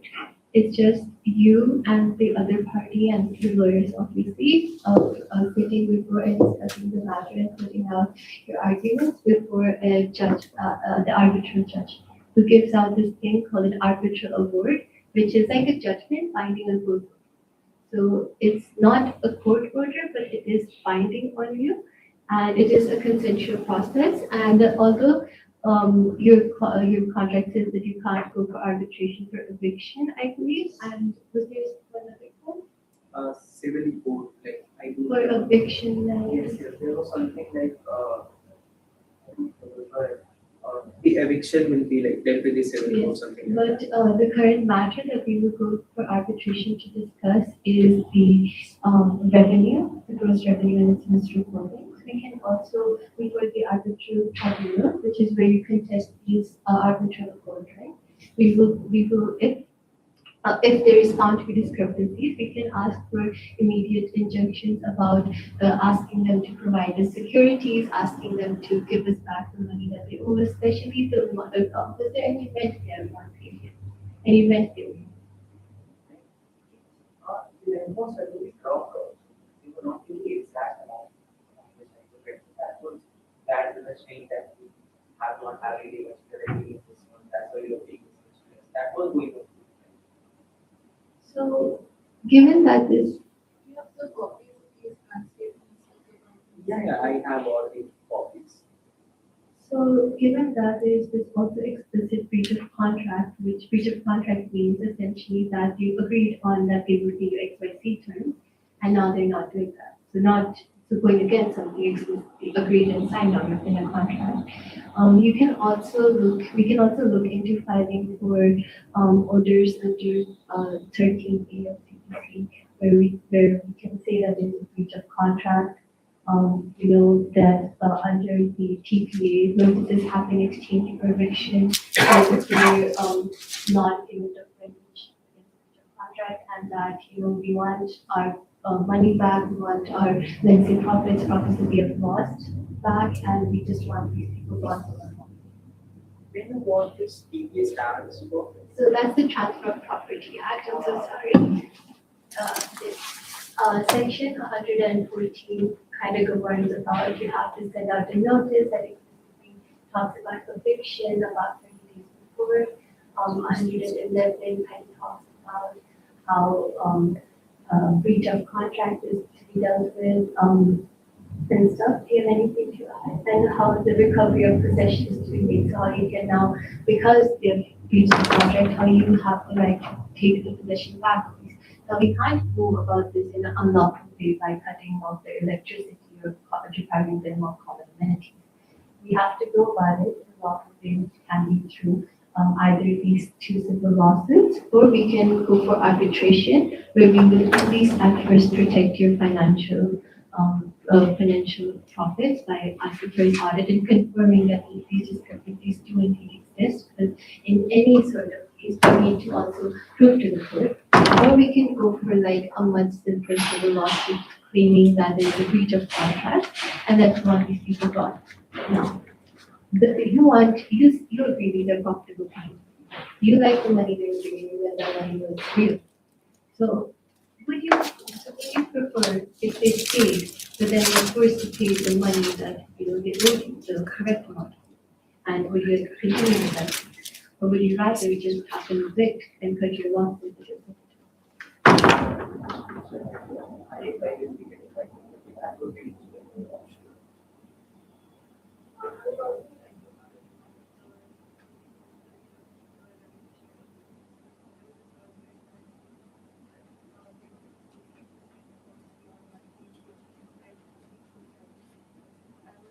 Yes, there is definitely a valid choice, no problem. But that clause because a legally enforceable clause is under section 47 of the Indian Contract Act.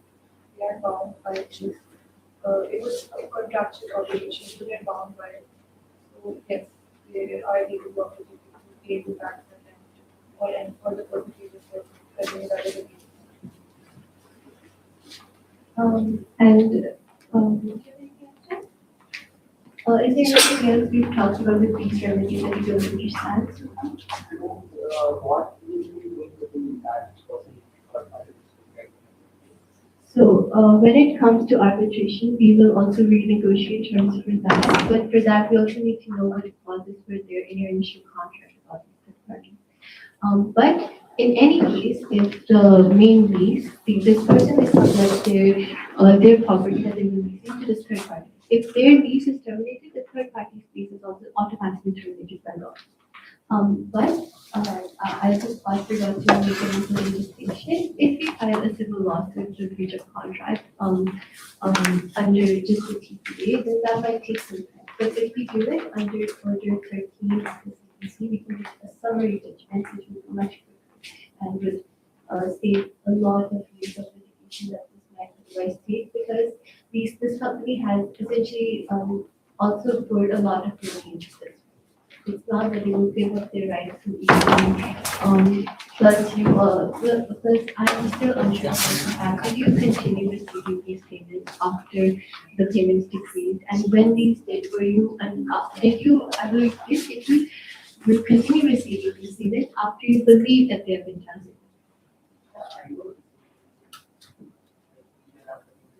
they were selling it, that which is later moved their piece of the contract.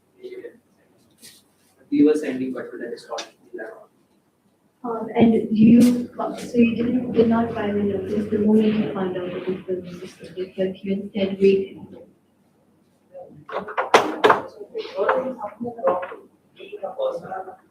Or even matter if I just think so. Like I will be thinking, okay, there can be a 1% loss, there can be a 2% loss in the company. But how can I just assume or just think the company had lost 1 year, but they are still at that place?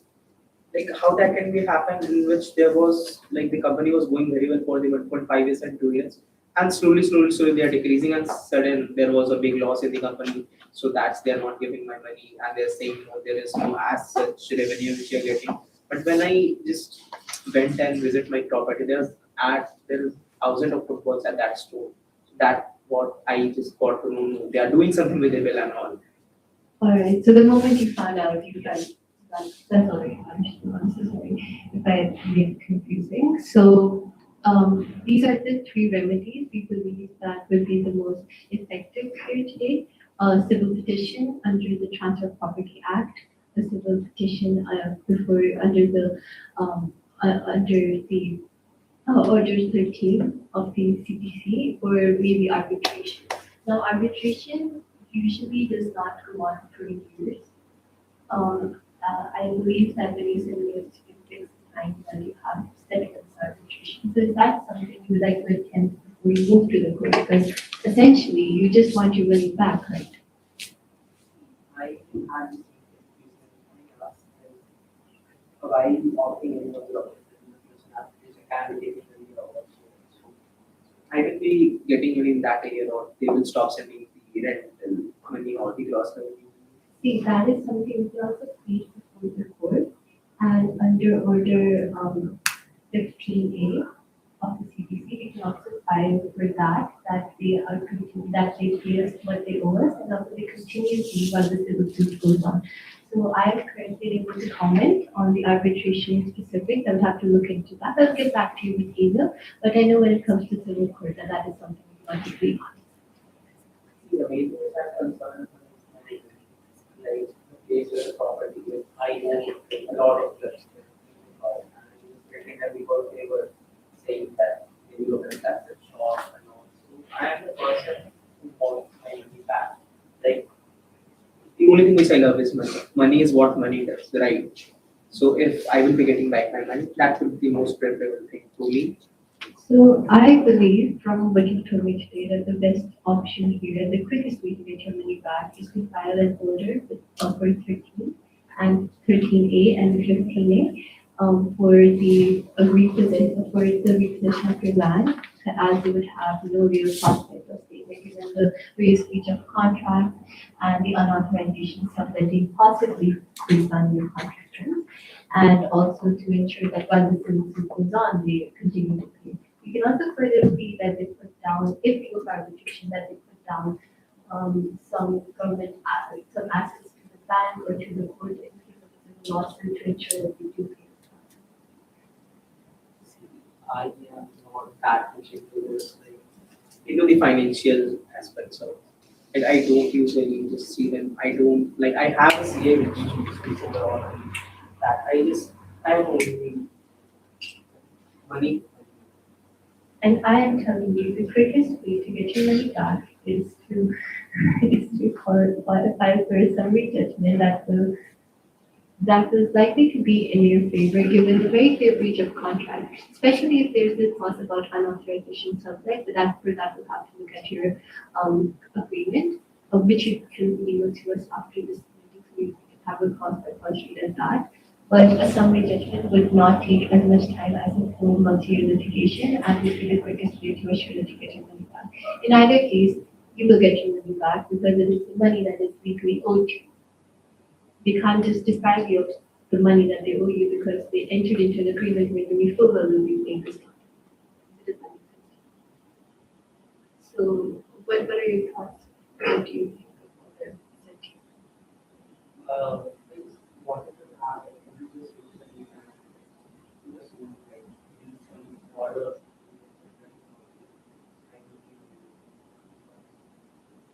I wanted to process how will be taking up so that I can get my mind. So for this particular order, we need to file it before the Consumer Court, new Consumer Court Act, before the issues are framed before the court, so that we can forego going the whole litigation process and just get a summary judgment, which is essentially a judgment without any sort of full advocacy based on just the facts. But for that, we also need to ensure that that these financial circumstances did exist. We would need some sort of proof. So do you think that is something that we could be able to get in each case we are? And how would you do that? I don't think I don't know but I don't think Yes, but if you want, if definitive proof of this, we can pay for financial audits before the court, or even if you don't want to enter the court without being sure that there are these. Because if they're found to be none, then you would also have to pay them some money. Being a businessman is not easy. So going to a court will be a lot of problems, Like my other businesses will also affect somehow. My money will be, there is some sort of personality, my personality will be affected through going to a court. There will be no rental, any future rental people will become, no, he has a legal issue. So I won't be, I would prefer a distance from court. So I think that is why in this case, arbitration might be the best choice for you, because in arbitration, so there are three classes of this sort of negotiation in the court. There's these two other things called mediation and conciliation, where there's no binding judgment. You talk to the other party, but you just talk to them and hopefully something gets figured out. Arbitration, there is a person sitting who will give a decision that you can also challenge if it turns out to not be in your favor, right? So, and this challenge is not before the court itself, it's before a tribunal. It's not really court, it's not, and then it's a legal matter, but it's not really before the tribunal. And tribunals tend to handle matters much quicker than courts. Now, why I think arbitration would be great for you is because by asking them under Section 9 of the Arbitration and Conciliation Act, we can ask them to produce these financial audits and for us verify that yes, indeed there were discrepancies, but also dealing with the breach of contract of them not paying rent. And for this, you can initiate the process yourself by sending them a notice with a specified time period that you will enter arbitration for this many amount of months, this many amount of years. And obviously, we can also file for when we plead our case before the arbitrator, we will hope that our facts are light in order, and if they grant grant the arbitral for it to be, and this company needs to pay back you X, Y, Z amount, and you will get that amount back. I have the arbitration, as you said, there will be that person. Arbitrator. Right. So we will be giving that arbitral award. That can be in either favor, am I right? That can be in favor of the retail company also, So and in the favor of mine. Like any single favor will be given by that arbitrator. it is not about favor, it is a judgment that will be delivered based on the facts. That can be in favor of the Even the judgment of the civil court can be in favor, but there is no chance for that. No, that is what it is. No, Like, but- I think like that. So, but that's a very slim chance, that's not going to happen given the clear breach of contract. And, they've not paid you the amount they agreed to pay you. At most, the most disputed matter here can be about the financial audit, which would be obviously hard for us to also prove, which is why we need these evidences to come before this sort of sort of power before the court or before the arbitrator, so that these are records by law and these are lawful records that we can compare the records that we've been given. In any case, you're not going to lose money because you have been wrong. You've been unlawfully deprived of the rent that should have been given to you. If that makes sense. So, in any case, the disputed matter is due to the lack of evidence right now, the financial 8%. If there was a fixed amount, it's very easy to say, we fix this amount, now we're not paying us that amount. But here we fix the percentage based on a value that they have all of the control. You don't know how they're manipulating or whether they are not manipulating, and this is very speculation. But if we go to the court and we found out they're not manipulating these records somehow, then they can also then sue you for damages that you caused this business loss, you caused this distress and stuff like that. Which is why I think it is better if we confirm everything first, given also that you want to keep your distance from the court to arbitration. You can file for these financial audits, and when they come up, we can compare and have a stronger case. In any case, you're going to get back at least guarantee the rent that you paid back. You're going to have some sort of agreement reached about the unauthorized subletting, perhaps an agreement of also obtaining rent from them or vacating them altogether. And are you aware of the formal status of this third party sublet? Are they a formal sublease or are they a shop-in-shop situation? How The license quite that. Alright, see that gives us a stronger case, especially if there is no clause in your contract that says that you can indeed lease somebody's property to somebody else. It is something that in the arbitration notice we can mention that we want to talk about and then we want to not negotiate, but something about to do them. And hopefully, not hopefully, but then we can argue that this was unauthorized, that no written consent was obtained for use unlawful, and hence that this sublet needs to go, or that they need to enter into a formal contract with you, the owner of the property. So,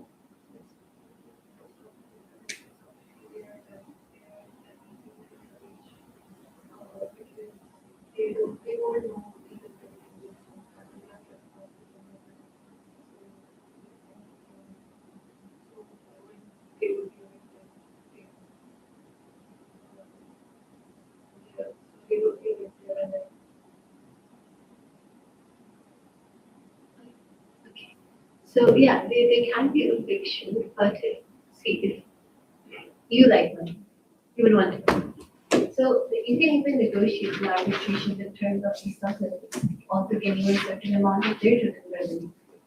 Restricting them would be good if that's what you want, if the third party is gone. But when the third party enters into a contract with you, it also get. But we would need to look into how to make that happen, because that also requires a series of complex contract work. But it is an issue that will be dealt with. So right now, before the arbitrator, there will be three problems. One of the discrepancies in the revenue, which is something that needs to first be figured out through a series of proofs. Second would be the non-payment of their rent. So the rent that was promised you, then not that. And third would be this unauthorized supplement. Now, is there anything in statement or this I've missed or any point of feedback on? No, there's not anything else you have missed, but like, I will be getting my money back, right? Yes. That is, which is guaranteed. So, what option can I offer for this ask? So you want to stay with your arbitration is the only option on you stay with. But if you want your money quicker, you can apply for a summary judgment. That wouldn't be like full sentence, it would be a summary judgment without full arbitration. So it's a judgment that's passed on like without an actual hearing of the case and this before you bring the issues to the court, you submit everything and bring the I am unsure. I think us or anybody else that you advocate can do the private. But that's something we'll have to.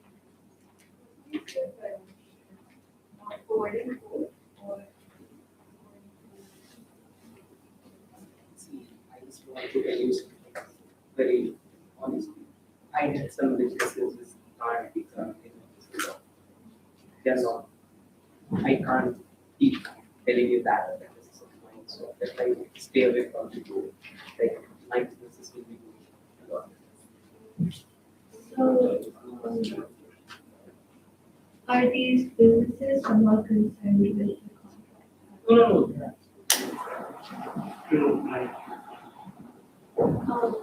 And why was the stay outside?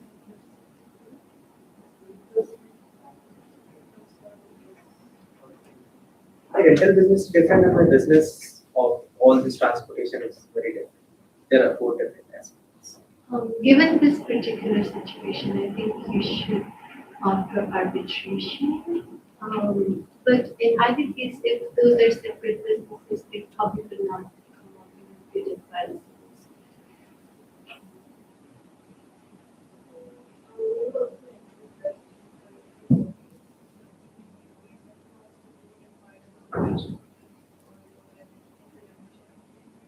You also require a copy of the managers and file you would require bank statement, any amount that was we will also require copies of the hearing which you send to the company, and any of the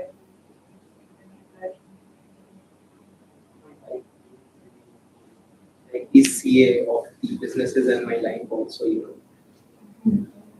And we also need all of those bills that they have sent you regarding the revenue. So I will tell them. all right. So is there anything that you're left confused about?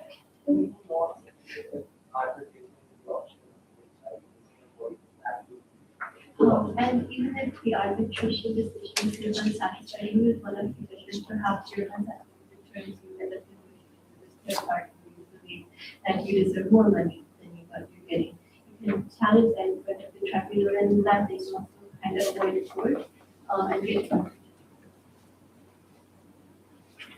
Whatever you will just suggest, I will go with that option in which I can avoid. You should think for yourself what these options mean to you. Ask us any questions that arise from that. What does this mean in this option? What does this option imply? And choose what you believe is best. At most, we can advise you that you should do this, you should do that.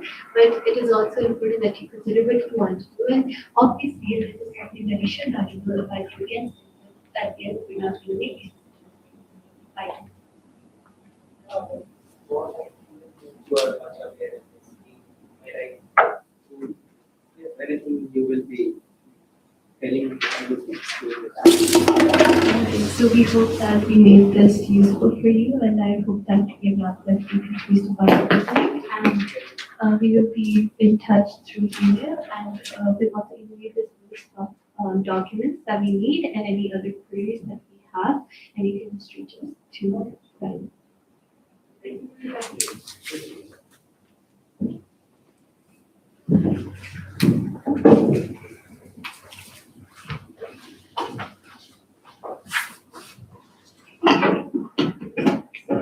So now I can leave the room and the 20 minutes post consultation session starts now, and if judges have any questions, they can ask the participants. Which is implemented by both businesses, issue that I can,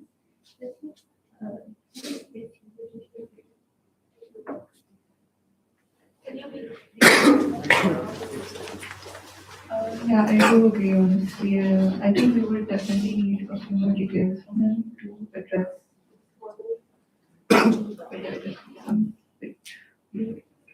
I believe it's not a matter that concerns us directly in this case, but I think I would rather know about what is going on before we eventually decide if he wants us to be presented or not. But how do you feel about the discussion that you've had with him? Did that answer the question that you had earlier after the note? Yeah, definitely. Whenever I asked, I did get clarity from him. But I think most importantly, he wasn't sure of the definition of gross monthly revenue. I think we would definitely need to inquire more about that because that would help us interpret whether the company excluding discounts and returns from their clause would be success. So I think we would have to inquire more about that as well. What else do you? I mean, I don't think we can legally exclude those things from them unless they're explicitly defined in the contract as such. So I don't think there's any chance that those things would be excluded, but of course we need the copy of the agreement. I'm not concerned about the sublet. I mean, I'm not sure about if they had any clauses about the need of authorization from the owner and such. So I'm more concerned about those clauses. Obviously, if we move through and evict these and the company as a whole, the third party would be taken care of. But given that this man likes money and he would probably want more of it, I think negotiating with the third party and maybe also getting rent from them and revenue from them would be something we prefer. Yeah, I definitely agree with that. At first, I was thinking more of how we can evict these sublessees, but given the fact that he would prefer to go a route which gives him more money, I think this is definitely going to be the best solution. If they can agree with the third party to keep the agreement going, then I think that would be good for them as well. But I'm more concerned about how to make that happen. I think we need to look back into how to contract that in actuality with the primary, because he did lease this land out to these people who were in the possession of it, but not ownership, obviously. But I just think that arbitration is the best option considering we don't know about whether these financial audits, if there are discrepancies, that's the point. The business could have been genuinely facing the loss, and if we take this back to the court, and then it's proven that they were facing the loss, then it's going to end up putting you in a much worse position. Yeah, I definitely agree with that. I think once we get the copies of everything and we get everything that we've requested from him, I think we'll have a much clearer idea of whether the company was actually in losses or not. Because it might just change everything. Because all of it just might be speculation. It's not proven. Yes, but in any case, I think, not a thing, but he's bound to get back the money that he asked them for rent and that, they were underpaid him because that's a complete agreement. But this financial 8% is something we need to look into, and the subleases of the matter that can be done with the arbitrator. Is there anything else that particularly stood out to you in this discussion that we had today? Yeah, so I'm not quite sure, but I think there were a few things that like the company thing. I think he was not being very open about his past companies. I think we would also definitely to inquire more about that. And another thing that I was thinking, I do agree that if we claim damages for this issue, like maybe if we claim damages under section 74 of the Indian Contract Act, of course it will be longer, a lot longer dispute, but it might also help recover his money, which does seem like his main concern. But I don't think it's an option that he'd prefer, given that he wants to do business publicly. I mean, that's the thing. We asked him a bunch of times what he was seeking and how he was seeking to achieve it. Whether he wants eviction, whether he wants his money back. And it took him a while to come to that point of how he wants to stay away from court. So I think as we get to meet him in more consultations, we're bound to find out some things, perhaps some unpleasant things, and that we need to proceed with caution, because I do not believe that he was completely being honest with us. And also, for somebody who has leased so many properties, who has so many clubs that he's also leasing land out to somebody who's probably seen a lot of contracts, it's very weird how he wouldn't know about these very important clauses that we talked about, especially when this gross revenue thing is one of the main points. It was rent plus this revenue, so he would know. I think he should know whether it was defined or not. But again, he might just not remember, so that's something we can look into together. I do agree. Maybe it's just not that knowledgeable on the subject. There could be a number of factors affecting this. So I think, yeah, once we have more meetings with him, we'll be able to inquire further and get a better understanding of the whole situation. Well, I think that we agreed on the action plan of going for arbitration to notice under 21, and then applying for financial audits under 26, and then maybe asking them to set aside audits under section 9 for how, like to report for the payment of undue rent and the payment discrepancies, right? Right, I think that we can do that discussion.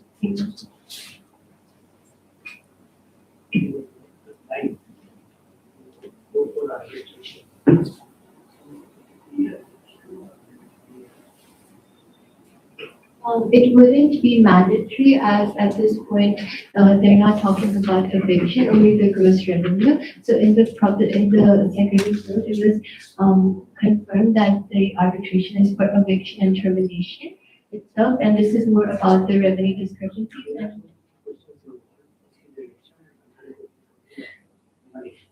So for which question you would recovery of the money. that would be an option. I think that the only main concern of the client is the recovery of the money. From the discussion at the firm, what I saw was that it doesn't matter to him whether these clients are evicted or not, as long as they pay him the money they owe him. Whether they keep, and if they continue paying that same amount of their money to him again, I believe that he would not mind that. 13A CPC. Yeah.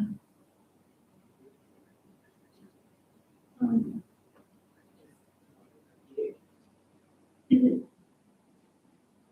Apart from that, have you heard about eviction laws? Like that CPC is a general law. And if there is a special law taking care of a particular subject, that would be governed, that subject would be governed by that special law. So there is a special law in every state regarding eviction. I was not aware about the eviction, but it's in that judgment. Did not. What is summary procedure? Summary procedure is a quick judgment that where you file before the court, but that you apply for before the issues are claimed, so that you get a quicker decision without all advocacy involved, simply by filing and filing. As per my understanding, I don't study these topics.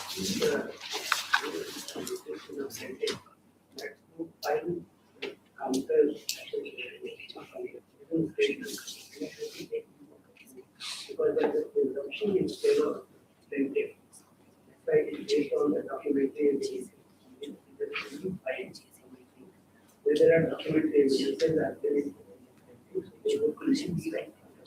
But in this case, there are things that are they were presented. Whatever issues are arising, they are the documentary part. So if there is a document in support of the revenue in years of rent, that would be fine. If there is not, he has to pay. But he still has a claim for the rent that was unpaid. So this we can handle with the rent being unpaid, and especially with this matter also kind of concerning eviction if they fail to pay. This cannot be an arbitration. That's why he must approach the court if that's the case. But for the arbitration matter, that's why a financial audit is important, because then he can stay away from the court like he wants, but still get the peace of mind to know that whether or not he's being cheated by these people, whether they're actually altering the audit that he thinks that they're altering, because right now there's no proof to suggest that.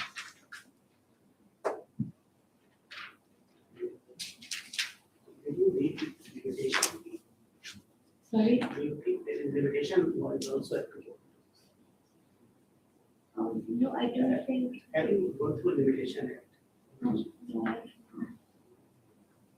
There is 3 years of limitation for creating a year of. So, you said that.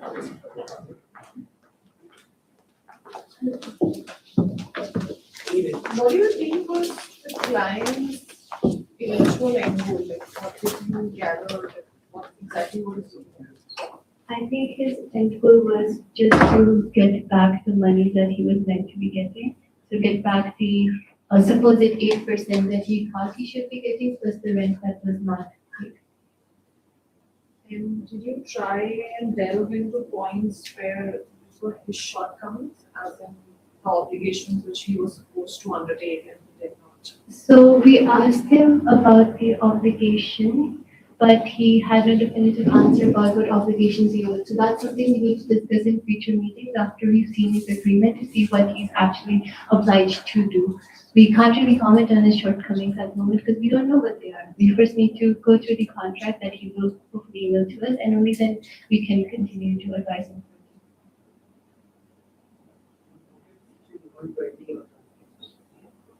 I did not quote that. 114A.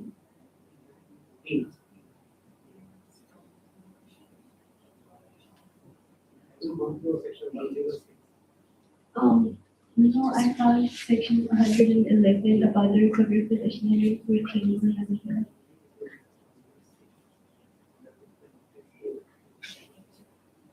114 is about how if the notice has been served in this case, which has been, that the lessor has the right to recover the possession of this property if there has been made a breach of contract, in this case, which there has been, because their rental, even if the 8% discrepancy might not end up being true, the rent was a definitive set thing that was not paid as in the manner that it should have been paid.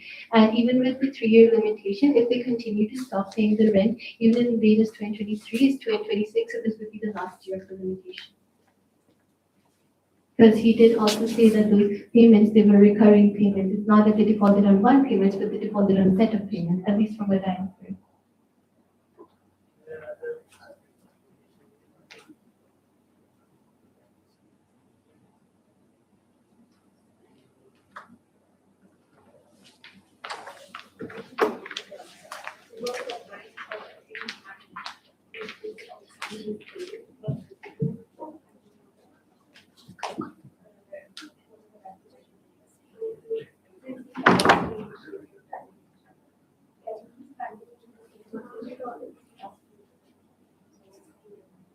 So far, even in the notice that he confirmed, hasn't confirmed that he actually asked for eviction in that notice. He just said that it was the list of the defaults, and he precisely did not mention that we want to go into the days that they have before they, before this property has to be evicted by them. So right now, there's no liability for him to continue with the termination.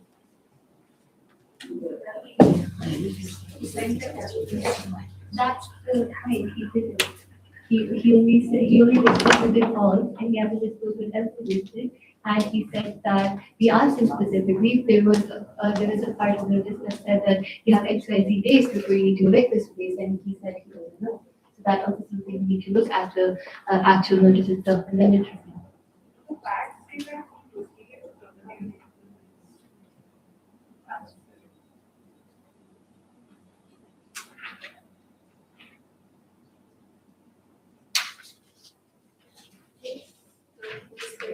I know, I mean, when you asked him that question, he did not confirm it, that you're correct, but the facts somehow say that the lease was. But then the facts must also be given by him for the note, right? So this person, he's at one point saying it's something. So the third party has no independent right. It's not a very authorized lease. We are unsure of the legal. But under section 115, if there's a termination, even the rights of these third parties, lessors is also to be terminated. So as such, they only hold rights as long as the Senate property holds rights, because the contract that they entered into was with the Senate company and not this person. And they have very little legal standing as far as we know, because we don't know about the authorization or the unauthorization clauses about the actual subletting in the contract.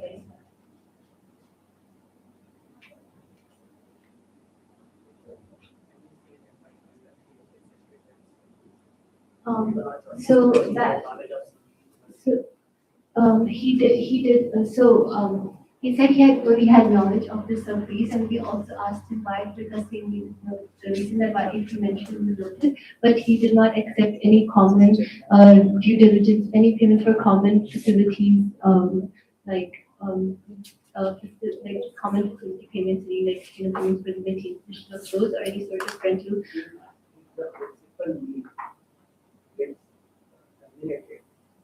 The right of sublease would be protected. Given they are not authorized, and their lease is inherently tied to the principal lease, they would have no right left under the explicit section. I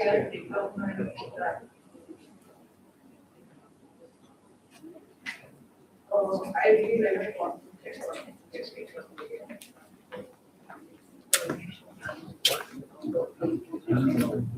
I felt that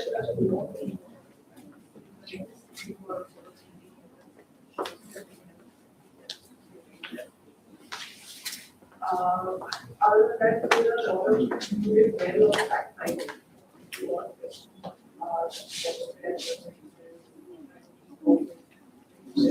That was a good point that you kept asking him a lot of facts as to if there's any lawyer involved. I think that all those questions you asked. Now, in terms of, I felt there was a lot of conclusiveness in the advice without having the documents. You don't have the main agreement, you don't have the main clause on which the entire dispute is, that gross revenue. It seemed like as the first consultation, you're meeting the client for the first time, there was a lot of push to go for arbitration without delving deeper into the facts, without reading the contracts. And at the same time, not highlighting to the client the costs involved. Arbitration is an expensive dispute resolution mechanism.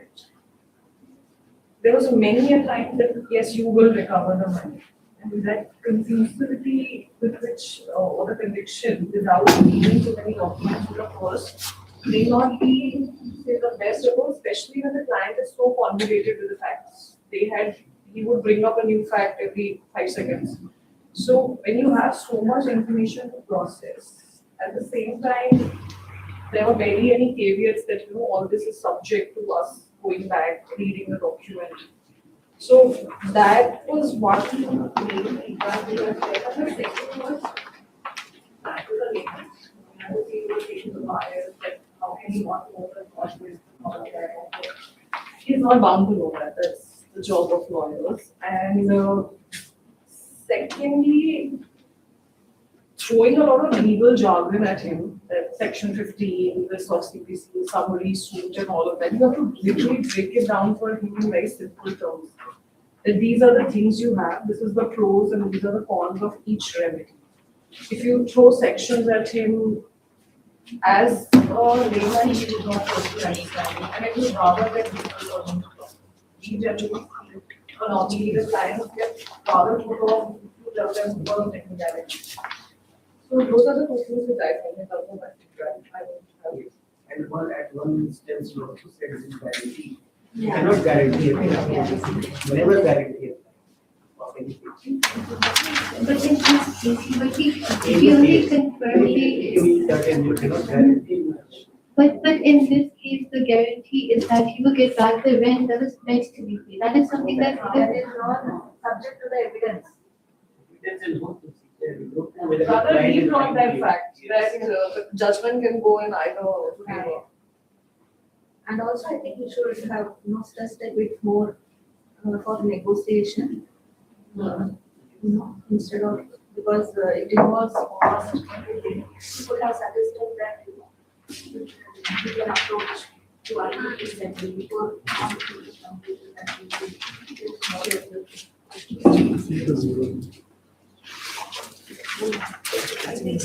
Rather than taking a feedback, so one thing is that, I hope such kind of client counseling sessions we have in our own experience as well. It was very, very peaceful and, very nicely conducted. So that way it was just animation. But yes, so one good thing I like is that there was a very conversational approach. Right, you did not give the entire floor to him to explain the facts and then counter it. You were immediately asking questions at each and every point, which brought in a certain level of clarity for what exactly is the factual position. So to that extent, the body language, eye contact, all that is very good. Right? So these are positive. One thing is that when you're dealing with a client, it's many times we tend to believe that the client is always right. You have to be slightly you have to be critical. That's your job as a lawyer. And I think you were good in identifying certain gaps in what he was mentioning. So be it about third-party leads, where he said that he has respected document.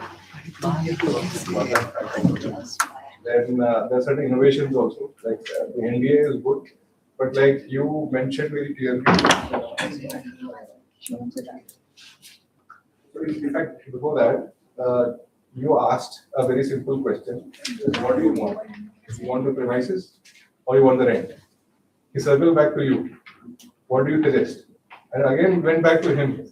What do you want? So that's actually a good thing because ultimately you have to understand the client's demand, right? So it's not like what you think is right has to be done. Ultimately, you might have 4 options, but the client might want only one option. Innovative thing which you did was you mentioned about financial audit. Okay, it's not there as a part of the fact sheet, but you mentioned this because that is one thing which will give us more clarity about the financials, right? Now, again, going back to the multiplicity of options, like ma'am, said it really rightly. See, as far as you're educating the client about a civil code or an article, to that extent it's okay. But you have gone to the extent of confirming under this section, under this, we'll get you this order. It's almost like that. That's how a client can understand, right? So you have to caveat at various points. You have to be very careful about what you're committing. So you have to be always, especially when there is no document, you have to say that we have to examine the documents and then get back to you about the exact status of how effective each of these remedies would be. But broadly, this is how the remedy is. Broadly, this is how it will, in your own, you could have brought out your own experiences, like in some other case, we did this or did that or whatever. That's one thing which would have been developed. So loss of caveat is definitely one thing. But overall, I would say that, again, you did not make multiple references to the fact sheet. You are prompting the client that he gives you the facts, rather than you telling him that because you have read this. That is really good because you have gone through the problem for more than a month and you know everything, but still you are asking him that you tell me this. So these are definitely one of good things. But again, the last thing is that you have to be careful about what you're committing. So I think overall good form, excellent. Thank you. If I just need to explain myself. I just tried to guarantee this thing about the rent because I thought that it's rent that he should be legally getting. I think I didn't do a very good job, but I was trying to explain that the 8% might not what he might not get what he's expecting, but the rent at least is something that he should be getting. I'm so sorry if I didn't do a good job explaining that, but that's what I meant. I just wanted to say. You have to be slightly more louder. It is like something is happening there and we have no idea what is happening there. And especially after the balance 20 minutes when you guys are interacting with each other, we have no clue what is actually going on. Well done. Thank you so much for this feedback. With this, we come to the conclusion of the round. I extend my sincere gratitude to the respective judges for their time and thoughtful evaluation, and to the participants for their efforts and participation. May I kindly request the judges to please submit their score sheets. Stand before the light. Any questions, change. We've never had clients, so. Thank you so much. We were trying to.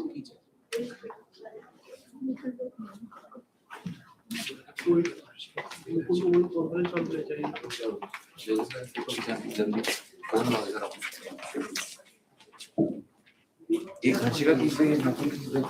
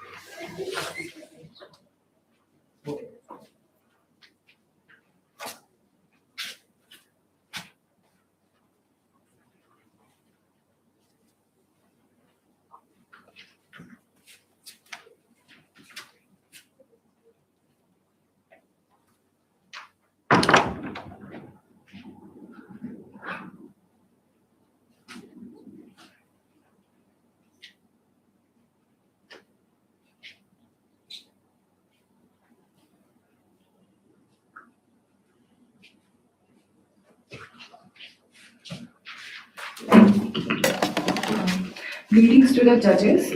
One more thing that we are adding that also after this client housing competition, we also have a conference going on, that is National Legal Aid Cell Conference, in which we are trying to have an MOU signed between all the resource persons who are part of the Vidhikta 4.0, along with we are trying to create a all India National Legal Aid Club cell. So what this will do that we have legal aid cell in Patna, we have legal aid cell in Punjab and different law universities. But what happens that when a case comes from a different state, we are not able to help them. So we are trying to have a all India level based legal aid cell so that we can refer the cases to different legal aid cell according to the state wise. So I have the sheet with me and I request you all to sign as a resource person who are present in Vidhikta 4.2.